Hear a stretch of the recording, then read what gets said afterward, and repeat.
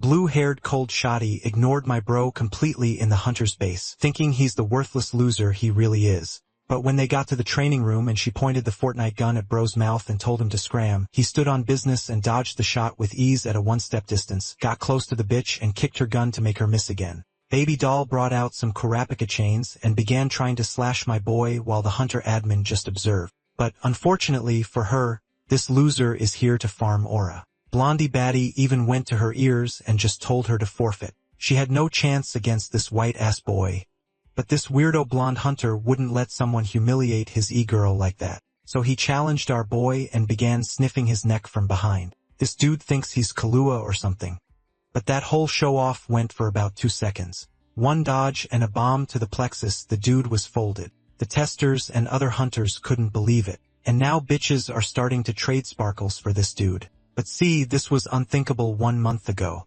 Because at that time, every time bro got to school, this Temu M&M would scream for our boy, slap his head, and then hit on his back. Now wait, why is he grabbing his hair from behind like that? If I tell the AI to give me the rest of the image, it will ask me if I'm gay. But aside from getting his back blown by M&M, bro was getting kicked, punched, trashed. When he dropped his pills, these dudes thought it was Viagra and made fun of him, saying it seems it doesn't get up. That was the moment that Blondie baddie appeared and said that she would help him get up if that's the case. Get up off the floor, my brother. Of course, she helped our boy stand, but not without saying he's a disgrace who should do something instead of just getting smacked by these guys every day.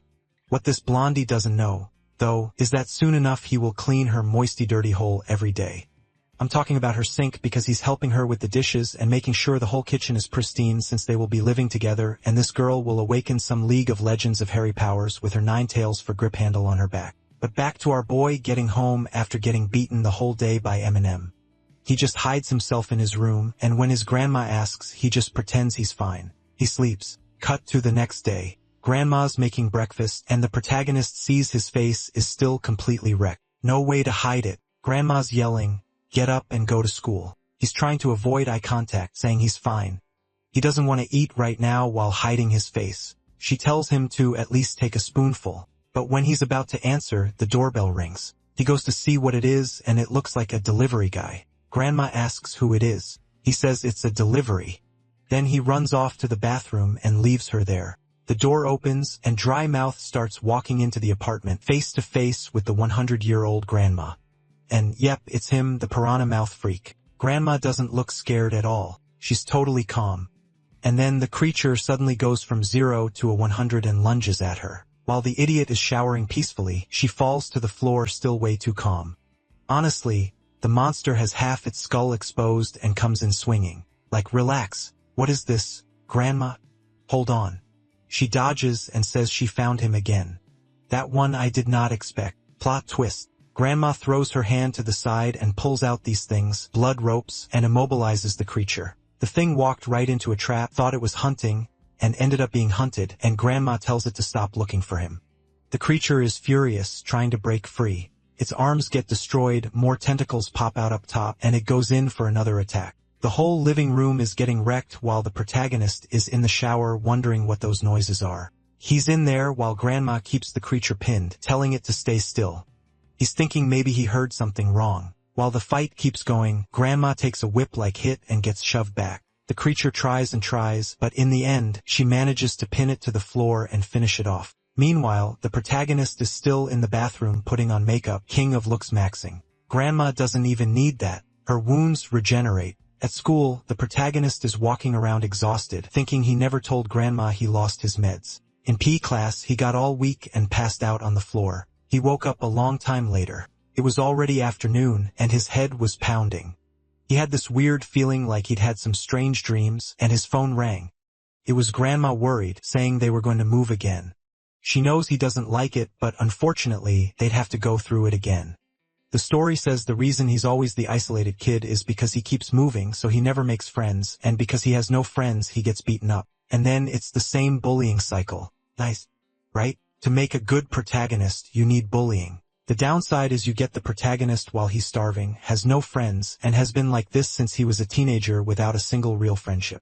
Around the city, more of those piranha mouth things keep showing up. Meanwhile, at the protagonist's home, Grandma is the one always watching, always ready to protect him. We see that poor worker doing deliveries, and suddenly the creature appears next to him, staring him down. The poor guy panics and hits the curb. If he were in a Tesla with autopilot, he'd be fine, but now it's over. Those piranha things swarm the little car. Next day, we see the guy feeding a cat, and that same little truck from before is parked behind him. The cat seems to take a bite, grabs the food, and runs off. He hears banging upstairs and also sees a guy next to him opening the back door of the truck, and inside, it was packed with people. Meanwhile, the protagonist is having a calm breakfast. Dogs barking, thinking mornings are always loud. But Grandma, S-rank Grandma, immediately notices something's off and tells him to go to school because he's late. He's like, "What do you mean?" There's plenty of time, but she snatches the plate out of his hands. "Go get out of here." She basically kicks him out. He's thinking, is this old lady crazy? But okay. The dogs stop barking, and he figures it's better to just go. But when he gets to the elevator, boom, he runs into the gang. He's confused. Like, why are there so many delivery guys? What's going on? They walk past him like it's nothing, but they stink like they left this black breath behind. And our kid starts freaking out and basically blacks out. He recognizes the smell and wonders where they're going. One of them passing by is like, "Where are you going?" and hits the elevator button. The protagonist gets inside thinking, yeah, this place is definitely weird. And, of course, the piranha gang is now face to face with Grandma who's ready. Meanwhile, the protagonist walks past the cargo truck. He looks at it and thinks it's strange. There's nothing to deliver, so why did so many people climb in like that? Then an explosion upstairs. One of the creatures is trying to fly without a parachute, just like our kid was thinking about the other day. Seeing that, he realizes this thing did what he always wanted. But before that, there's something he has to deal with. He runs to the elevator, doesn't work, so he has to take the stairs. Upstairs, the big piranha things have their mouths wide open, while Grandma has her eyes closed. She locks in, activates her power, and it wipes everything out. Then some deep web ratatouille-looking thing comes in to bite her, but she pulls those ropes again in some kind of formation. Just when I was about to say Grandma's going to carry the whole story, something that clearly looks like a final boss shows up, charges her. She tries to restrain it by the neck, but it slams her arm and shoves her back. Even so, she manages to wrap around its neck, comes up from behind. It looks like she's handling it. While the protagonist is sprinting down the hallway, hand on his chest, exhausted, hand on the doorknob, then Grandma decides to lock him out. And that distraction is exactly what the monster needed because it drives a hit straight into her stomach. She should have let the kid see what was going on instead of taking that gut punch. At least the creature's arm falls off too. But the monster seems to realize that if she's hiding this kid so hard, maybe he's the key. Grandma starts releasing more power, and the monster becomes even more sure. She grabs it by the head, slams it into the wall, and says anyone who knows about this has to die. Outside, down below, the kid sees blood on the trees, and behind him, someone is coming. The good news, inside the apartment, all the creatures are dead. The bad news, Grandma's still holding her chest, and when she looks back, the trash of the story is causing trouble again. The protagonist is immobilized, and now Grandma realizes there's no way to save him. The creature asks if this child is important. She begs them to leave the kid alone and says she'll go with them. But then the creature starts gently stroking the main character's face, and that's when the old lady shows her powers. The main character must be standing there in shock thinking, "Lady, I get beat up at school every day and you're this strong?" But her strength doesn't last long. The thing lashes her with a whip and her arm is gone. Now the kid who gets bullied every day is about to go full McDonald's on the monster, except he gets thrown far away and slams into a wall, while the old lady, now basically just a stump, runs toward him saying, "I'm gonna save you." Yeah. Sure. Blood sprays, the big bastard smiles, and the main character is furious. He wants to save his grandma, but he gets stabbed too. Brilliant. 1 + 1 really does equal 2. I thought the kid was about to do something, but nope. It's on the old lady again. Now she's there awakening. I don't know, some kind of jujitsu expansion. She flicks her hand, and a billion threads appear. Surround the creature, tighten, wrap, tear it apart while the main character is basically out cold, and she collapses beside him. He realizes they might both die there, and then he suddenly blacks out, seeing these creatures in a fight happening somewhere like hell or something. In that fight, there were creatures with markings like the ones his grandma had on her face. Then you see his grandma running away with something in her arm, throwing herself off a cliff, diving down and disappearing. The main character notices none of those memories are his, but then he starts remembering things from his own past. When he was a kid, he used to hit other people too. It wasn't just him getting beat up. One time he beat a kid up and the kid's mom came to complain. For a second I thought he was gonna hit the mom too. And I was about to say, what a menace. But what actually happens is he gets hit with this psychological shock when he realizes that kid had a mom to defend him while he was alone in the world. While he's in that sad memory, at the same time, he's in his grandma's arms with a crater open in his chest. Seeing the cooling system that got installed in him, she realizes she has to do one last thing for him. She says the rebels still ruled this land and that the passage to reach this world would open one more time. Energy starts building up and she says, unfortunately, she has no choice. She has to give back the weapon she took from him and send the boy to the battlefield. Then she makes a little flame and basically passes him the joint and those chains he said he felt holding him back. Now they snap. A blue power starts surrounding him as he stands up while his grandma starts fading away. No, grandma. She says goodbye, telling him she loves him. Sometime later, the kid wakes up and realizes his grandma isn't there anymore. Looks like a few days passed because he goes to the police station to report it. My grandma disappeared. The cop's like, who took her? Tell me. He draws a picture. It was this guy, a huge monster. Obviously, the cop thinks the kid is losing it. They basically try to drag him out and the main character realizes nobody is taking him seriously. He goes back home, throws himself on the couch, tries to sleep, but he can't. He keeps replaying that whole nightmare. Every night, it's hard to sleep, and he's desperate for news, spreading rumors, asking around, talking to everyone. Back at school, like nothing happened, his friends are like, hey, you disappeared. Are you okay? But the moment they say that, he feels something weird and doesn't really understand it. Later in PE class, the kid who's always last is suddenly flying. He's Usain Bolt. Everyone's shocked. Nobody can keep up with him. At the same time, he has that feeling someone's watching him. And when you turn around and actually see someone watching you, it's not a feeling anymore. When he turns, it's the redhead and the blonde. She asks if he wants something, if he needs help. He says no and starts walking away. She wants to ask about his meds, and he keeps saying he's fine. He doesn't need them. He even stopped taking them. That's when he remembers he hasn't taken his meds since his grandma disappeared. That suddenly gives him an idea, and he just takes off, jumping away and leaving. The blonde stands there confused like, yeah, that guy really is crazy. Right after that, the M&M guy walks by, sees her, and instantly gets all love-struck. But then he realizes the girl doesn't like bald guys, and she keeps calling out to Luna, who completely ignores him. Out on the street, the main character is thinking about everything that happened. His body feels weirdly fast and strong. While he's wondering what's going on, he sees Luna working pretty and hardworking. What more could you want? He wonders if he should talk to her since she ignored him earlier. But then he sees an elderly woman collecting cardboard on the street, and it reminds him of his grandma. He stares like an idiot, apologizes for looking too much, helps her finish, stands up, and thanks her. But at the store, Luna's shift gets interrupted by those guys showing up. She clearly doesn't want them there. They go, hey Blondie, we're here to buy some drinks. You better not ask for my ID because I'm obviously over 18. She refuses, and one of them is about to punch her. That should get someone arrested. But in the end, the two idiots just get kicked out and nothing happens. Then the redhead nudges the other and says, look, it's that one who eats rats. Let's make her buy drinks for us. The blonde guy walks up and goes, hi, my dear homeless lady.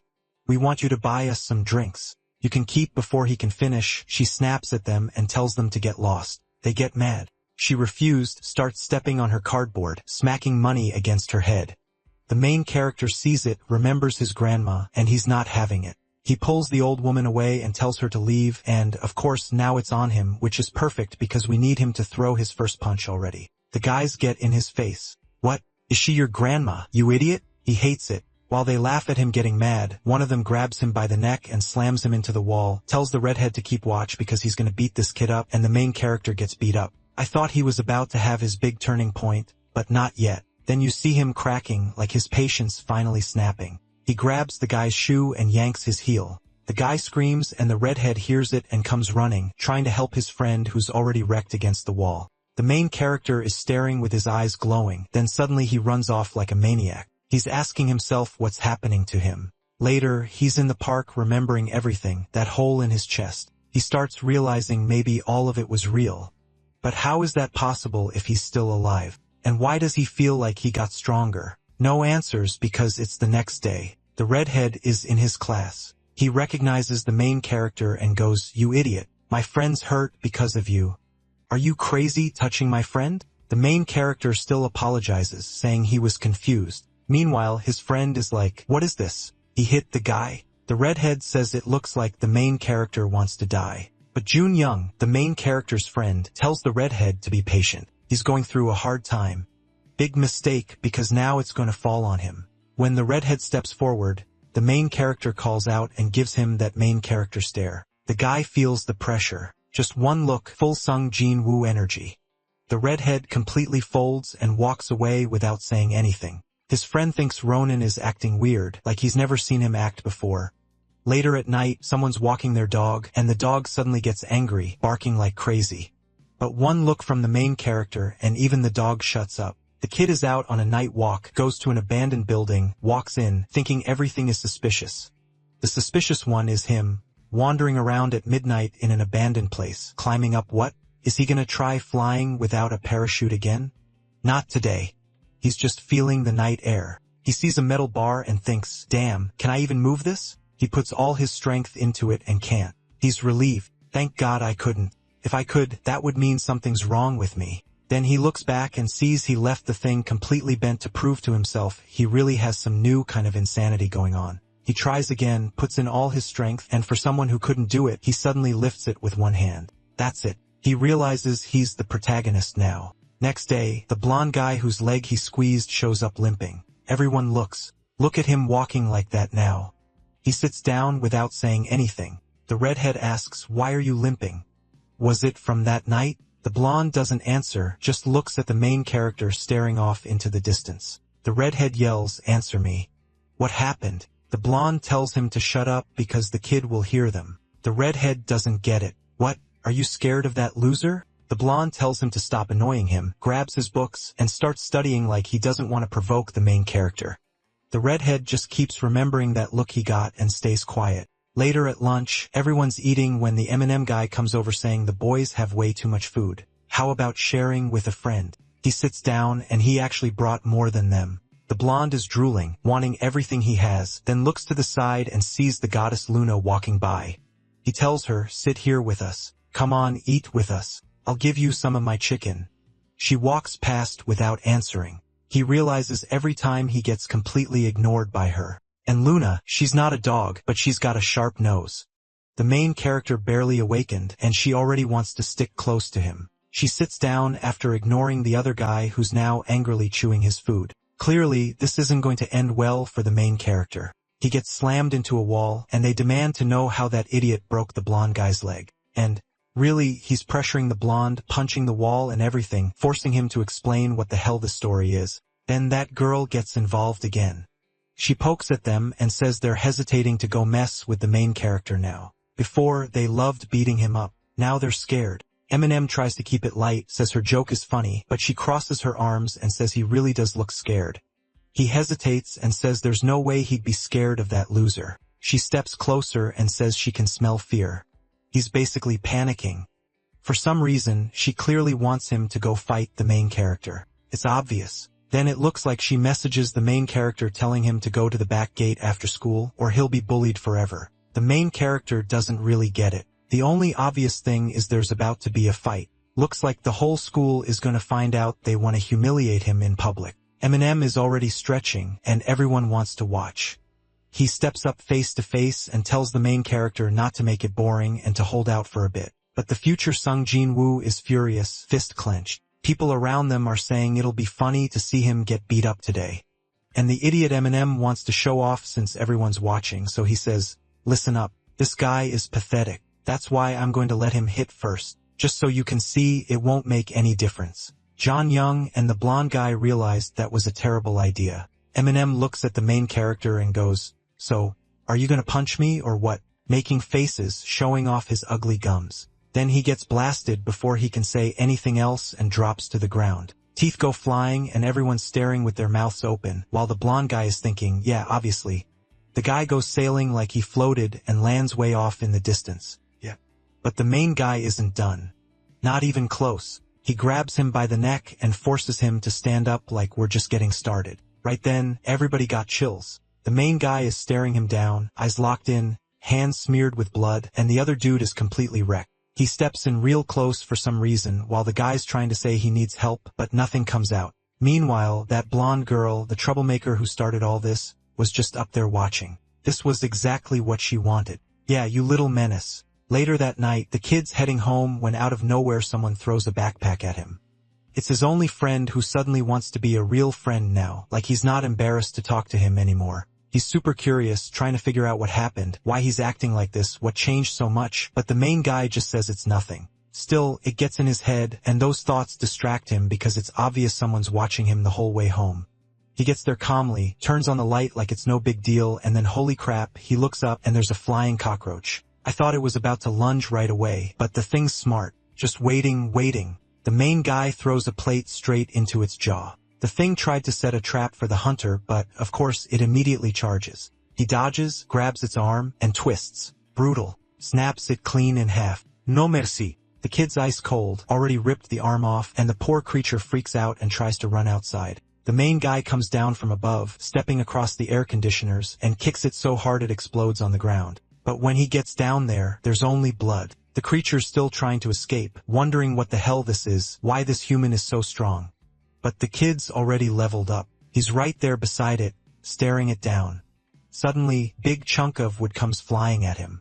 He smashes it, and then he sees the creature on top of another building. Out of nowhere, he pulls an umbrella out of absolutely nowhere, launches it across the distance, and pins the creature through the chest. It's impaled. He walks up, wanting to know what that thing is doing there and what it has to do with his grandma disappearing. The monster seems honest and says the creatures they sent to hunt that woman never came back. The main guy realizes it knows something, twists the umbrella and tells it to explain why they were hunting her. The creature screams, agonizing, and says they're looking for some kind of key. The main guy doesn't get it. What key? The monster says it's obviously the key that leads to the other side of the portal. And since the kid is a demon, he should know. He's completely confused. How is he a demon? He keeps crushing the creature while it tells him to look at himself. Clearly, that strength and the way he moves aren't human. Then he catches his reflection nearby and sees a strange mark on his face. He starts wondering if he really isn't human anymore. And while he's standing there questioning his whole existence, the creature disappears. Amazing, human or not, one thing's for sure, that was dumb. The creature drops into an alley and sees the umbrella guy, who freaks out and falls back. The main guy runs through the crowd, but there's only a confused little kid there asking if he's okay. He doesn't answer, ignores them, and takes off. Then the scene shifts to a weird underworld. That creature managed to get back to base and report what it learned about the strange boy. It also reports that Sina, the main guy's grandmother, died, and the boy he ran into seemed to have powers that used to belong to her. A demon asks why he didn't bring the boy back. The creature apologizes, saying the kid was stronger than expected. Someone in the room says he shouldn't have been beaten by a human. The creature insists that wasn't human. Then a guy with scars across his chest steps forward. That's the demon's chin. He grabs the creature by the chin, forces its mouth shut on itself, and tells it to tell the truth. The creature swears it's not lying and says the boy's breath was colder than a powerful demon's, yet it burned. And then out of nowhere, Shin rips its head off. He turns to everyone and says nobody better lie like that creature did. But the one sitting on the throne seems interested in this whole cold breath that burns thing. Another creature says that might be proof the first king is still alive. Humans and demons have been fighting each other since medieval times, and every time the passage opens and they come into contact, war breaks out. But it's been thousands of years since the portal last opened after the last war. That's why to humans, demons became legends. Nobody believes they exist anymore. Still, it was inevitable the gates would eventually open again. Back in the main guy's world, he runs to the police station because they told him they found images of his grandma.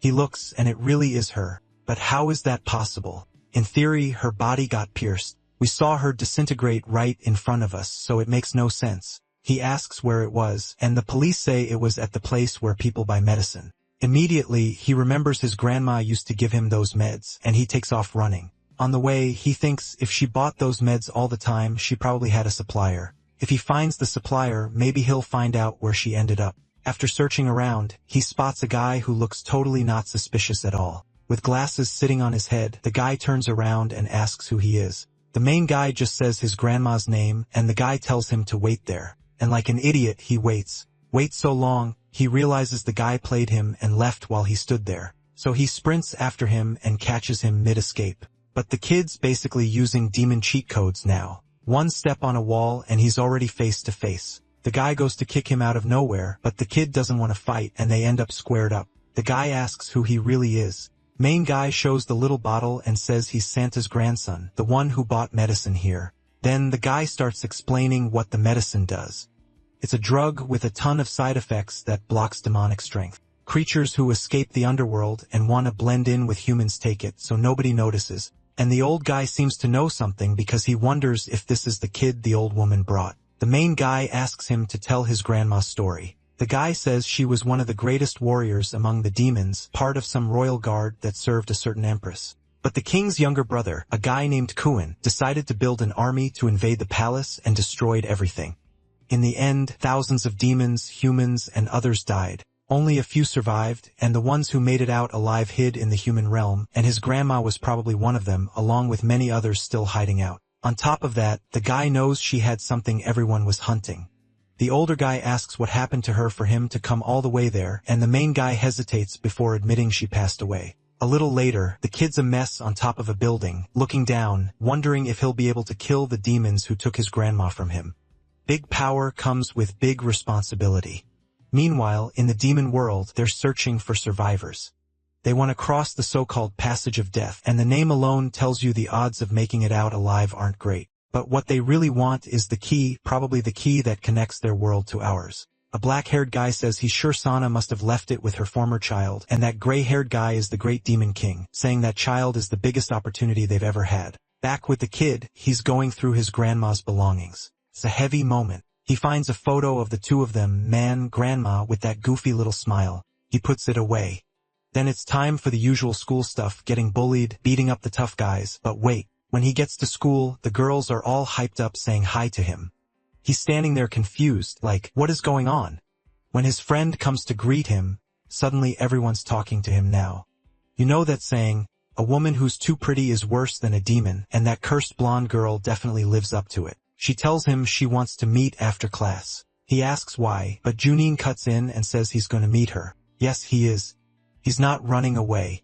But while he's stuck in this teenage romance situation, on the other side of the school, there are people beaten down on the floor. Poor Eminem still hasn't recovered physically or mentally from the beating he took, saying they're going to make that bastard pay for what he did. The blonde guy says, yeah, for sure, he'll pay. And the other guy says, perfect. That bastard was going to learn what happens when you mess with them. Their plan is to corner Juninji, slap him around, and demand, where's that idiot friend of yours? Juninji tries to play the nice guy, but then he gets stomped in the ribs. His hand gets crushed, and they yank him back by the hair. Brutal. But then Junin hits back, straight to the cheek, and Eminem loses it like he's got a demon inside him for real.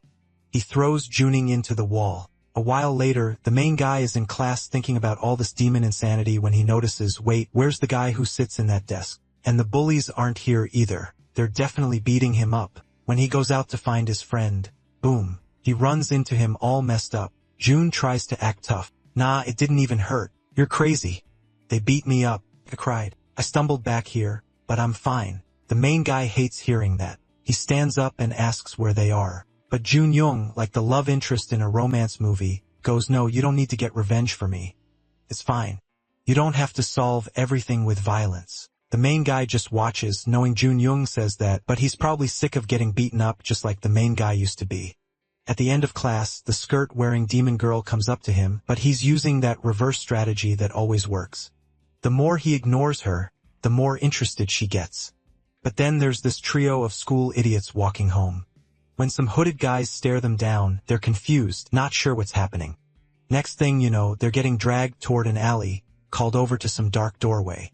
The main guy still thinks he might get a chance to talk, but in the same second, someone comes up behind him and cracks him in the back of the head. Meanwhile, the hooded guys are at the school sniffing people, which is weird as hell. At the warehouse, though, the baton hits the floor. One guy looks confused, and the main guy appears behind him and kicks him down. Another one gets hit so hard, it's like a cannon to the face. People are flying everywhere. They're scared, but they keep attacking, and the main guy is just going, boom, another serving. Eminem in the background is in shock, like he's really gonna beat everybody. The main guy leaves them all kissing the asphalt, then he looks back and tells Eminem to come closer. The bald guy sees a bottle nearby and panics. He breaks it and tries to use it as a weapon. But come on, what are the odds? The main guy is basically full Sung Jin Woo mode now. Come closer. Don't be scared. But then suddenly, he feels something weird. Back at school, the little monsters are revealing themselves and starting to attack everyone. Like, what is this? Weren't you supposed to stay hidden? Even the main guy's friend is getting attacked. Everyone's running. The main guy looks outside while Eminem is standing there shocked there are monsters and also kind of relieved he's not the one getting beaten up, or almost because the main guy turns his back for a second and Eminem tries to swing the broken bottle at him. But the kid pulls a slick move, just shuts the door, and the guy smashes into it like an idiot. He starts yelling for him to open up so they can talk it out, but the kid locks it and walks away. Meanwhile, one of the teachers is heading toward a classroom. What's that noise? What's going on? He looks in and sees people getting completely devoured, human fluids flying everywhere, and then he gets blasted in the chest and another monster comes in. The skirt demon girl is in another part of the school, but she can tell something's happening nearby. She runs toward it. Face to face, a creature lunges at her, but from her skinny little body, she pulls out a rope, wraps it around the thing's neck, jumps onto its back, yanks hard and rips it off. Insane. She took it down with that rope like it was nothing. Meanwhile, there's another creep sniffing a student's neck, grabbing him from behind. What is this? Seriously. This is like the Diddy apocalypse. Get out of here. I'd be in shock too. Just like those kids. Like, come on. Run. Holy crap, are you out of your mind? Then the main guy shows up and sets off the alarm. One of the monsters notices and immediately turns toward him. His plan was to start drawing all the creatures to himself to pull them away from everyone else. Good lord. But Eminem is still no. I've got to respect him. He doesn't quit. Well, I guess that respect is about to end because he rushed in like an idiot and got his head slammed into the wall until it basically exploded. Now he's just there like, help me out. We're friends. But the main guy's like, are you crazy? I'm not helping you. You're done. The creature keeps crushing his head and he's there with the wall already half destroyed, crying, blood pouring out when suddenly something comes out of nowhere and clocks the monster right in the mouth. It's the main guy coming in to save him. He lays into it with a whole combo and goes to rescue Eminem.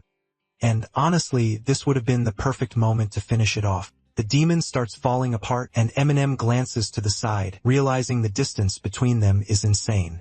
He's trying to figure out if the main guy is even human. Before the main guy can answer, another monster gets blown up. It's that gorgeous skirt-wearing demon girl beating up the Gina's demons. The main guy's standing there like, what is this blonde girl? How are you this strong? But she notices both of them looking at her at the exact same time. She immediately throws a punch, smacks Eminem in the mouth, and slams him to the floor. And considering how messed up that guy is, he's probably gonna wake up happy anyway. The blonde gets straight to business and tells the main guy to get out of there because every creature in that school is hunting him. Him being there will only attract more demons, so he shouldn't try to do anything. In other words, get it through your head. And right then, there's already a whole crowd of deities coming up the stairs. She tells him to run to the gym and he listens, breaks a window, and they end up in the middle of the court. He shuts the door. There are creatures pounding on the other side, and then one of them breaks a window. He grabs a ladder and manages to defend himself while the thing tries to bite him until a rope suddenly wraps around the creature's neck, yanks it, and smashes it into the wall. The main guy looks over at the blonde and asks how she fights so well. She just says there are more important things to deal with, and then a bunch more demons show up from every direction. They're completely surrounded, and then the creatures start merging together. The good part is that during the fusion, they can kind of hide off to the side. The bad part is it turns into Nikocado avocado before the diet, but the blonde is bold and decides to use herself as bait. The big thing charges, coming in with this huge hand covered in eyes, and it looks like she's about to dodge. Then suddenly, a curtain drops over the monster, and it's all tangled up and blinded. The main guy, who was hanging up there, pulls another Spider-Man move and starts bending all the ceiling beam. He goes in for what could have been the finishing blow, but back at the school, all their friends are taking an eternal nap. And in the middle of all that, there's a creature that's clearly on a whole different level. It looks toward the gym and smiles like it found what it was looking for. Back on the court, the Nikocado thing goes down after getting impaled. The girl tells the main guy they should go somewhere safe. He watches the creature fall apart, thinking it's the same thing that happened to his grandma. But before they can leave, he hears a scream and immediately recognizes it as his one idiot friend, and then the friend shows up right in front of them. But we know he was being hunted, so what is he doing there? The girl notices the shadows and warns that something isn't normal. The main guy, being the idiot he is, completely ignores it. Of course, something comes out of the kid's shadow, and wow, it's brutal. While the friend is staring at him, the attack suddenly pierces through both of them. Two birds with one stone. Both boys drop like a couple in a drama, looking at each other as they fall. And the main guy gets that same feeling he had the day his grandma died. He wonders how it's possible he has to go through losing someone important again. While the girl is yelling for him, he's remembering his birthday with his grandma. He wishes he could go back to that moment, but he knows it's just illusions. He starts to get up, sees his grandma lying dead on the table, and when he grabs her arm, she crumbles away. Suddenly, he's in this blue void. Some hidden power starts showing. Fire, lightning in his eyes, the demon looks scared, and even the girl doesn't understand what's happening. The main guy is glowing like he's in Dragon Ball mode with that power that freezes harder than any demon. The creature in front of him turns into a giant popsicle. In the same second, he just reaches out, shatters everything, and seems to pass out. Next scene, he wakes up again. He says the bed smelled way too good. Then he walks around the house and sees it looks like a luxury mansion, but the place is completely sealed. In other hallways, he finds an area full of weapons, axes, and a bunch of weird stuff. Clearly looks like some kind of war setup, and that makes him nervous. He grabs an axe and starts walking down the corridors ready to attack, but then he sees it's the girl. And honestly, she's more dangerous than any demon, so he probably should have finished her off right there. A little later, he's just spacing out while she finishes her shower and comes out in this casual Super Korean style outfit. He's still wondering who she really is and how she fights that well. She says she's more impressed that he didn't die. Even though he survived that injury, he could still drop dead at any moment. It's crazy he made it out of that. He's sitting there all awkward, but he thanks her for saving his life. Then he remembers his friend got stabbed too and asks what happened. She shows him the axe and says the boy is fine and in a safe place. How? Magic? Because the guy's chest got destroyed and he doesn't think his friend is a demon. He asks if it's true and she says yes. Out of nowhere, the main guy starts crying. Like, don't hit me with a random emotional scene like that. She's confused, like, is this guy messing with us? Because suddenly he looks up and stares like he's not even really crying. Then angry, he asks who she really is. She answers that she also wants to know who he is. They sit in silence, and then she stands up and says they could go for a run before eating. He has no idea what her deal is. He ignores it, gets up to leave, and says he's not staying in the house of someone he doesn't even know. But she wants him to stay, saying he's in a fragile condition and shouldn't go out right now. He tries to prove he's fine, almost like he's about to swing at her, but that effort opens the crater in his chest again, and he smells blood. She grabs his arm and says, "This is exactly what I mean. You're not recovered." Then she throws him to the floor, like, "What is this? What kind of pin is that? How is she planning to help him recover?" And she talks him down too, saying he can't handle her even when he's healthy. And that's why, from now on, she's going to be his guardian. He's totally confused, and she stands up telling him to get up. Then she notices smoke behind her and realizes the food she left cooking burned because of all the nonsense he's been causing. He apologizes for distracting her while she was chewing him out, then asks if she has any ingredients. She hands him over, and he starts cooking like he's on MasterChef. He's talented like he's used to doing it at home, and she's just watching him from the side, giving him that sideways look. What they don't know is someone recorded a video of that whole mess at the school, including footage of them getting slammed to the ground. Good for the main guy that the police and authorities already wiped it from the internet. Just like real life, everything's censored, the government deciding what we get to watch. But even if the kids from class don't know, there are important people in a meeting trying to figure out how they're going to deal with this. There were too many survivors, and the truth could spread. The leader with glasses immediately orders them to find the boy, and then they'll decide what to do. Back with the main guy and the blonde, he's getting emotional talking about his grandma and how she was such a good person, while she just watches and tells him to relax because he's safe now. Yeah. No. Whenever someone says that it's over, that place is about to get destroyed. He comments that her house is full of weapons and axes and asks what's going on. And does she know about demons? Obviously, she does. She saw Nikocado transform and didn't even react. So the blonde says she'll explain everything and takes him to the front of the Defense Organization building. He asks if this place is really secret considering how huge the building is. She says just because nobody knows the organization exists doesn't mean the building has to look hidden. Basically, people don't really know what goes on inside. When he goes in and walks through the halls, everything looks normal. While Luna explains that the war against demons has been going on for centuries, they get into an elevator. Suddenly, a small hand appears and a blue-haired girl steps in. She doesn't say anything, just comes in all dark and silent, while Luna puts her hand on the scanner and enters her password. The elevator suddenly starts moving insanely fast, and the main guy realizes wherever they're going, it's definitely something secret. And the blue-haired girl is just staring at him, and he has no idea why. After a while, they reach a place with scientists and people running tests, and they pass through a huge gate. Luna goes up to the blue-haired girl and says they've seen each other enough times, so how about she introduces herself? Meanwhile, the main guy's like, what the hell is going on? He looks up and notices a ton of cameras filming everything. In another room, that glasses guy is watching, saying they've arrived and it's time to begin. The blue-haired girl gives a cold look, walks to a table, and sets down her guitar case, except she's clearly not carrying a guitar in there. The main guy realizes it's a weapon. But what was that purple thing she had loaded into the gun? She sets it up and suddenly points a sniper at his head. Luna yells, asking what Eren thinks she's doing. Eren asks if Luna seriously doesn't know. The boy should have been on guard the moment he saw the weapon. The main guy doesn't understand anything, but it's obvious she's dead serious. Luna yells at the glass, saying this isn't what they agreed on. It's like a kaiju movie scene. Eren says it's not his fault, so she can only apologize, and then she pulls the trigger. The shot comes straight at him, but he has crazy reflexes and dodges.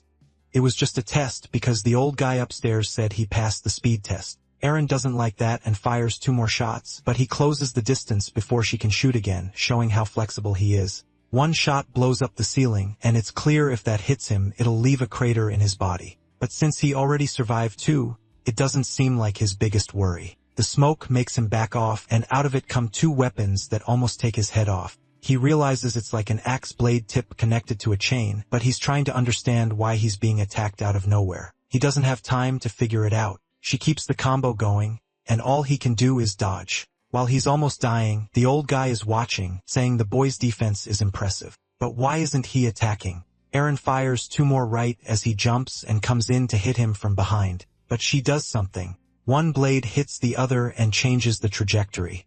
So there was a hidden blade inside the other one, and he didn't see it coming. He barely slips past it, has to land twisted, slams his back on the floor, and then Luna rushes in and grabs Eren, telling her to stop right now.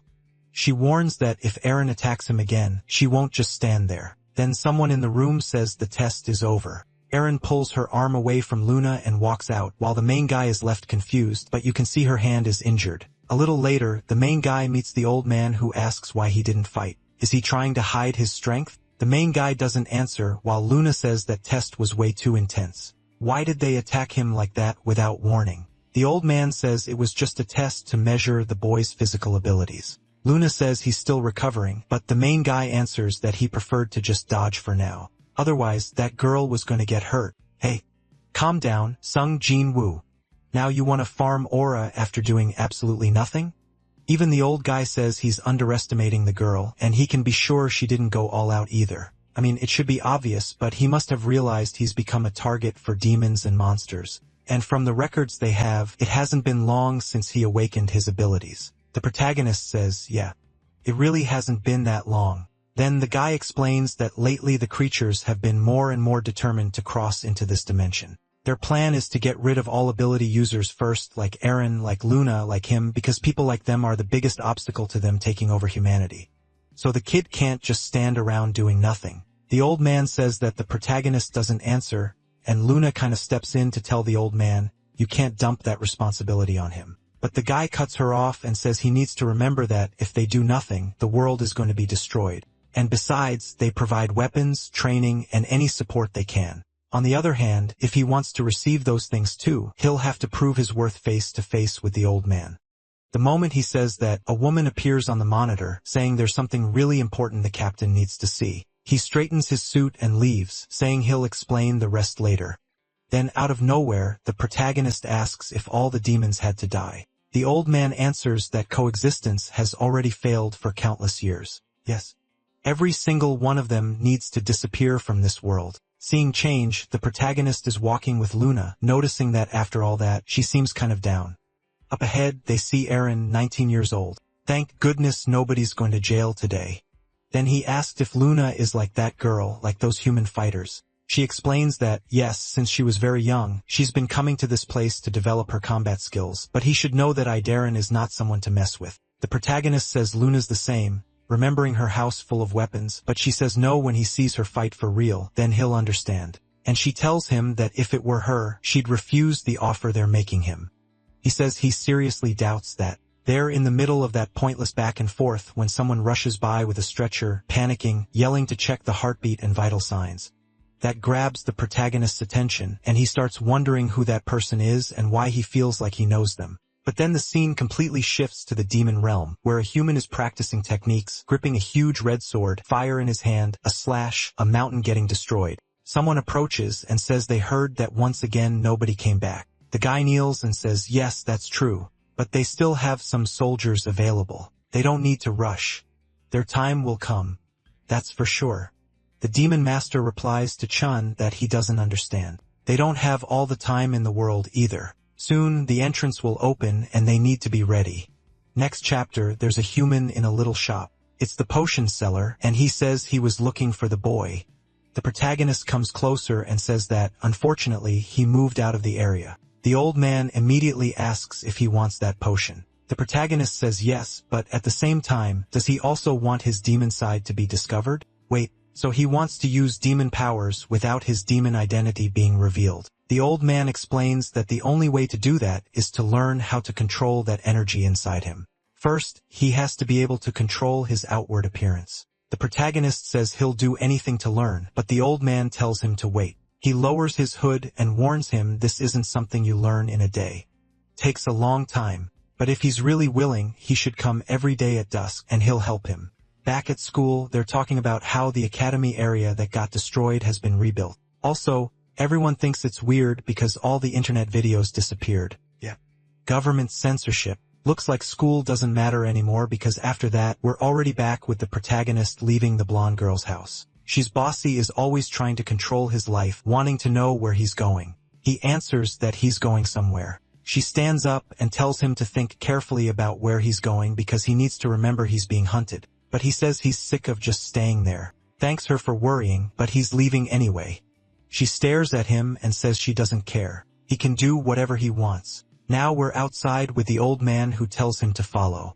The protagonist looks at the abandoned place and wonders if that's where the training is going to happen. The old man says yes. The less attention they draw, the better. The protagonist thinks the place is going to collapse. Then the old man says it's not exactly there and shows a secret passage. They go down a staircase, and the protagonist keeps thinking that every place he discovers these days is secret. Then standing in front of a door sealed by a stone, the old man says this is where they'll train.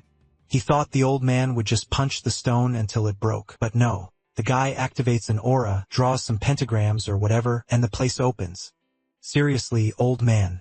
There are a bunch of secret places under the city, and their training is going to be a straight-up honest 1v1. He thought it was going to be some sitting meditation cultivation thing, but no. They're throwing hands for real. The old man swings his staff at the protagonist. He dodges but notices the old man's staff seems to extend as he attacks. The old man keeps spinning it around, telling him to show what he's got, what he can do.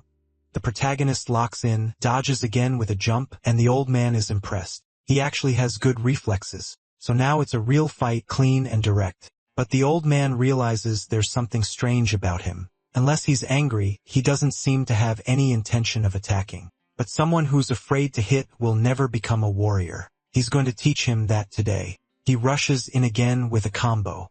The protagonist dodges, but now he's backed up against the wall. He almost takes a staff strike right to the face. Yeah. Watch out for the old man. Jeffrey is out here asking how Sana died. The protagonist tries to explain that she was killed by the Demon King's fighters, but the old man doesn't accept it, saying she was one of the best fighters in the realm. Insects like those guys wouldn't stand a chance against her. What he thinks happened is that Sana sacrificed herself to protect a child who can't even fight. That's what's shameful. That hits a nerve, and the old man keeps going, saying her sacrifice would only be worth something if he wasn't so useless. He goes in to hit him again, but the protagonist's aura activates, and he grabs the old man's staff, saying he gets it. He has to get stronger because he carries the responsibility of his grandmother's life. The old man is shocked. This kid stopped my staff? Interesting. and he notices he has that icy breathing. Everyone talks about it. It was the mark of the eldest son, so he understands that this is the power Sauna brought into this world, and it ended up with this child. It must be connected to that whole thing about him being the key, but we won't find out now because the next chapter starts with a castle in the middle of a mountain. The story says monsters have long yearned for the human world, but our people have managed to keep them at a distance. And one thing is known, if demons can come to the human world, the reverse can happen too. That's how humans eventually entered that world. But, unfortunately, their plan failed. Most humans who went to that other world had their bones completely shattered. The moment they arrived, here comes the twist. The demon King Khan, who wanted peace, helped a human woman who survived, and that led to something nobody expected. The demon king and a human fell in love. Like out of nowhere, it turns into a romance. And they had a Baphomet Jr., which has to be our boy, no doubt. A kid who's half monster, half human. The old man is sure. This kid is Khan's son. The person Santa saved from that place was this kid. Time passes. It's raining, and the old man is helping the protagonist, sensing his energy from behind. That's exactly what he's doing. And the old man is shocked because his power seems strangely fierce, like energy building up, ready to explode at any moment. He tells the kid he has to always remember to keep that energy inside his body. He's gonna help him do a cleansing. Then he smacks him on the back, and the aura starts expanding, circulating around his body. And just like that, the old man seals all his energy. He says this will help him control it for a while. It's better to let the energy leak out and gather somewhere else than to keep trying to suppress it. But besides that, there isn't much more the old man can do. The kid is the one responsible for hiding the power he has, especially the mark he carries. If he can do that, then he'll be able to use an even greater power than he imagines. Looks like we're in the training arc because one training ends and we're already in another. With the old man saying the same thing, he has to learn to control his power. The protagonist is sealing aura into a bottle, and the old man lights incense, saying pain and fear will follow him. He needs to face that and come out on top. Smoke starts taking over the place, and the protagonist can't breathe. In the middle of it all, he looks to the side trying to understand what's happening when suddenly a giant blue hand comes in, and, yeah, it hits him dead on. It's like Baki fighting his own shadow and getting wrecked. He slams into the wall, and it's probably an illusion. The whole place is shaking, and the old man looks at his watch and says it started. The kid wakes up thinking whatever hit him hit like a truck, and in front of him there's a literal final boss made of pure mana, but he isn't scared. He says the monster might be big, but he can predict its movements now that the smoke is gone. He'll focus on speed and launch a counterattack. But the second he jumps, the monster appears behind him, and before he can even process it, he gets hit from the back. So it's not that the thing is fast, it's that there are two of them. And he takes one hit and ends up slipping into unconsciousness, wondering if he's still the same Nero as always, getting beaten without being able to do anything. A voice says no. He's gonna kill that version. Blue aura starts to appear, and the big monster comes in to throw a punch. Next chapter, he's smashed against the wall, bleeding, but saying it's not over yet. The mana creature comes closer again, but the protagonist seems to be losing consciousness. The creature, seeing he's basically shut down, puts its hand on the kid's head, and then he wakes up next to the old man who apologizes, saying maybe he shouldn't have pushed him to the limit like that. It's his fault for forcing it. But the protagonist wants to know how something like that happened. What was that? What were those creatures? The old man only says the kid's power went out of control. Then the protagonist suddenly gets emotional, like genuinely sad. I failed again. I'm trash. I'm filthy. I'm good for nothing. The old man agrees, but he tells him not to die because he still has a lot to do in this life. Then the scene changes to a castle, lightning crashing outside, someone by the window saying storms have reached the northern lands. The places where demons can live are getting smaller every day. Food is getting scarcer. More and more demons are being forced to kill each other, and now they're wondering when the day will come that the passage to the human world will open. How long are they going to trust Chen's words? The old man just gives a look, and the bald guy apologizes, saying he believes, but then the king orders them to bring Chen there. They're going to talk. Looking out at the horizon, he knows the lands where demons live are becoming desolate. Time is running out. They can't delay this anymore. In front of a vortex of energy, someone approaches Chen and says, Kun is looking for him. Now that I remember, Chen is the protagonist's father, or is Kun his father? The bald guy asks what he's doing there. If there's a problem, anything he can do, but the guy just smiles and says it's nothing serious. The servant can only think that nobody has any idea what that man is thinking. And in all of that, Chun basically says that the way he's acting being more worried makes it pretty clear they don't trust him as much anymore. The demon tries to say no, that he does trust him, that he'd never doubt Chun. But Chun answers that he has ears everywhere. He got to where he is today by spilling blood, using a sword, not just talking, and that's why it's better for his friend to be careful not to die. Right then, the demon realizes he just got threatened, lowers his head, and says he'll never forget that again. Water drips into a plate. The protagonist is training for the Olympics, and the student asks what he's going to do. A week has already passed. He's like, "What are you even talking about?" She says it's been a week that he's been going out every night like a stray cat. So what? He really is a stray kid, or do you want to be his owner? I'd have answered that like a total Chad, but he insists it's just a simple walk, and she tells that damn Nero to stop pretending. There's a limit to what she can take. Like, kid, do you think you get to boss my guy around? He does what he wants, and he makes it very clear. He doesn't answer. He doesn't care about anything. Then she says she understands things are hard, but there shouldn't be any secrets between them. Suddenly, there's relationship drama without even a kiss. It's the worst part of a relationship with none of the good part. What is going on? And he asks, what relationship do we even have? She turns around like, why are you asking that? He kind of implied maybe it's romantic, and I think she got confused. Nothing happened apparently, because we're back to cave part 2. Put on his head, he shows up saying he's ready. The old guy is up there like a monkey on a branch, stares at the kid, slams a huge hand on the big piece of wood, and suddenly those soul jars come down.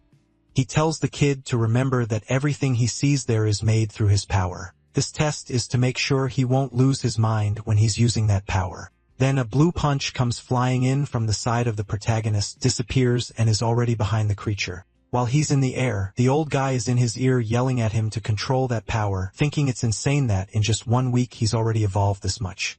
It was so fast it was starting to make him a little scared. This kind of growth wasn't something to take lightly. Only someone who inherited power that once stood at the top of the world could evolve like that. The protagonist is surrounded by flames on all sides. There's the speed one, the strength one, the ice one, the barrier one, and the hot one, which is the immortal flame. The protagonist says those are manifestations of his power. Like, what do you mean?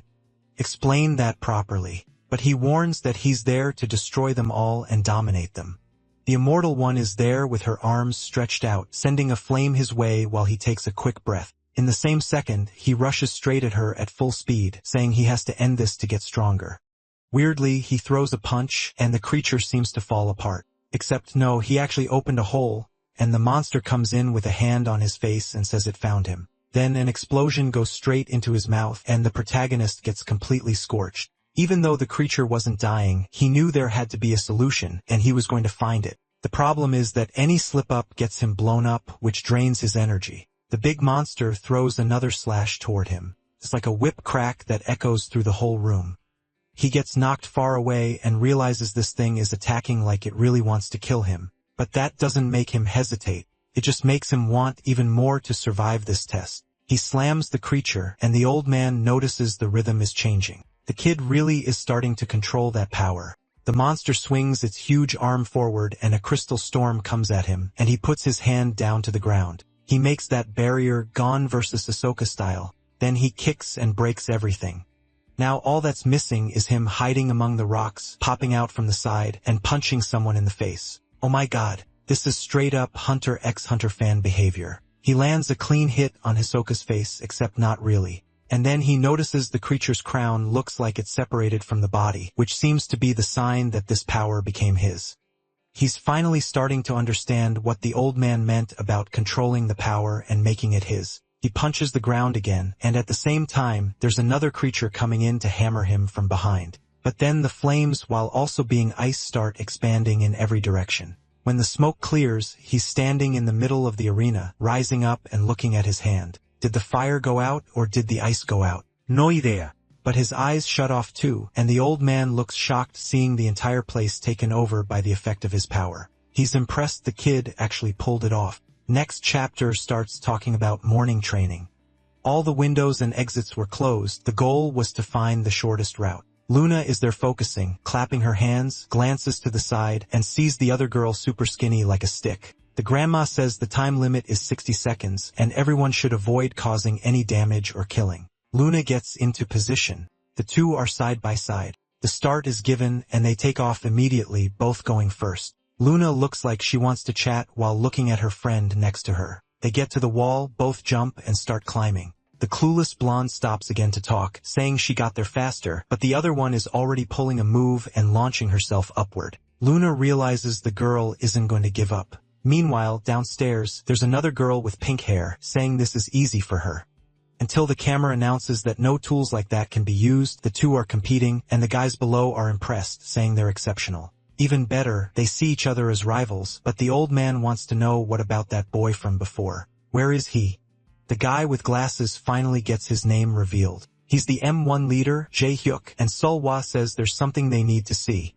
Walking along, Jae-hyuk tells her that even though the kids are training well, they need high-energy weapons. It's the only way to avoid casualties. Then they pull back a curtain, and I think it's the protagonist's friend who's still passed out. They're surprised he's still recovering, but Sulwa says there's something she wants to check. When they entered that gym, this kid was dead. But when they went to clean up, they detected activity in his chest. That's why they brought him along with the rest. Jae-hyuk, wait, you're saying he's alive now, but he was clearly dead before? And she says, yes. If they stop giving him the drugs that keep him asleep, he'll definitely wake up. But it's dangerous because they don't know exactly how he survived that. Yeah.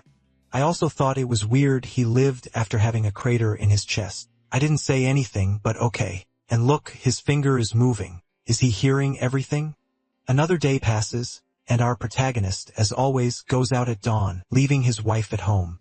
The old man on the branch is thinking that this time, the power he witnessed went beyond what he could even imagine someone being capable of. And the strangest part is that the kid gained control of it all. Maybe it's time to test that. The protagonist is staring ahead when suddenly the guy literally throws 4 fidget spinners. This has to be a 2017 story because there's no way someone still remembers those. The things almost blow the protagonist up, but he looks fine, feet planted. The spinners are bouncing around, spinning, and he has to dodge like they're the biggest threat in the world, which maybe they are. Again, he kicks off the wall, spins out, while the old man watches and says the kid's vision clearly changed. Not only can he dodge, he also gains strength and body control. But right now, he's being targeted by much stronger creatures, so the training has to get more intense. The old man throws like 15 more fidget spinners, everything spinning and exploding against the wall. The protagonist decides he's had enough. He grabs one stuck in the wall, starts spinning it too, and aims it to smash the others, shredding the old man's trees. The old guy is impressed because it almost hit him in the face, but then 4 or 5 more come at the protagonist. Explosion when the smoke clears, they're all stuck in the trees. Then the old man comes down, and the protagonist looks impressed by what he's seeing. The old guy starts transforming, saying now that he's reached this level, it's time to learn what real strength is. He basically pulls out steel skin, saying the next challenge is for the protagonist to knock him out. I don't know how I didn't notice the obvious, but the old man is a demon too, one who escaped that world, and he tells the protagonist to hit him with everything he's got. The protagonist with his 16 IQ sees the guy got bigger with silver skin and wonders what kind of power that is. He goes in, punches him in the chest without thinking twice, but his fist just bounces off. The old man says, now it's his turn, and smacks him in the chest with an open palm. The impact blows up the wall behind him. The protagonist gets launched. In a second, the old man is right in front of him, saying now he'll understand the difference between them. Another blast, but the protagonist manages to grab his arm, while the old man tells him to give up, saying he'll never even scratch him. The protagonist who was holding on suddenly loses his grip, and the guy grabs his face. The whole place shakes, and a while later, the protagonist is there by the destroyed wall. The old man had to step back, though. It looks like the protagonist actually crushed his arm a bit, but he warns that now he's going to take it seriously. They stare for a second, both vanish, reappear face to face, punch to punch, a straight-up brawl back and forth. Come on. It's been 10 chapters of leveling up. It's time to get back to the real fight. Long story short, the protagonist gets beat up, then he hits back, and the old man is like, my god, this kid has so much potential. After a bunch of repeated shots of that, the old man is on the ground, and the protagonist is farming aura, and the old man thinks, yeah, this kid is basically done. There's nothing else he can help with. Next day, the wife wakes up again with her husband, not at home. But then early in the morning, the guy made breakfast. He's in the kitchen acting like a whole husband, and she's surprised. She immediately asks what happened. Like, what are you doing making breakfast? Tell me.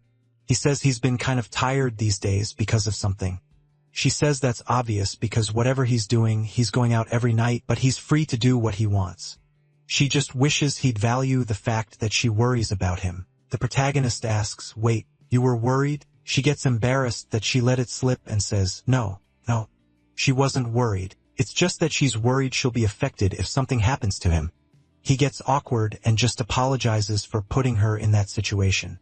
He never thought anyone in this world would worry about him. He says the most sad boy line ever, and she's instantly in love in a panel full of flowers, like literally that XXX 10,000 laugh energy. And she tells him to shut up and stop it. A while later, they're walking down the street and he's wondering if Luna saw his mark because when he was fighting at the academy, it clearly showed up. Then she asks what the difference is between M1 and superhumans and monsters. I think M1 are those high-ranking people from the training group. She explains there are monsters that look human, but when they use their abilities, marks appear. So from the way she says it, the protagonist realizes she either doesn't know about him or she's hiding it. And it seems like M1 are the most trained humans who hunt those marked humans. He remembers the old man warning that those guys won't give up. And now that he's being hunted by demons and maybe by those people too, he should be worried. Luna asks why he's so deep in thought while he's sure there's something the demons want from him that he still doesn't understand. Then he says, "Before we go to the barracks, there's something I need to take care of." Next chapter starts with him walking when look who's back. The Eminem-looking guy who already got beat up a bunch of times welcomes Ming, saying he's in the mood for a huge cigar. He needs nicotine, but the kid completely ignores him and just walks off. Eminem realizes his reputation at this school isn't exactly great. Then that other idiot friend shows up and says he's going to show what a top-rank aim looks like. He's going to nail that kid. But the guy up front stops and says, "Sang-chun," and Eminem just freezes there. Eminem can't believe the kid is giving him orders, and the kid says he remembers perfectly well what Eminem was shaking like an idiot in front of Nero. It's embarrassing that someone who got beat up like that is trying to act like a top rank now. The kid keeps chewing him out until Eminem suddenly yells that everyone's asking to get beaten up. But now everyone's staring at him, all the nerds, and he's getting scared. Like, sure, you could beat up everyone. Even if the protagonist is right there by the window with his blonde girl, and he'll beat you up later. Yeah.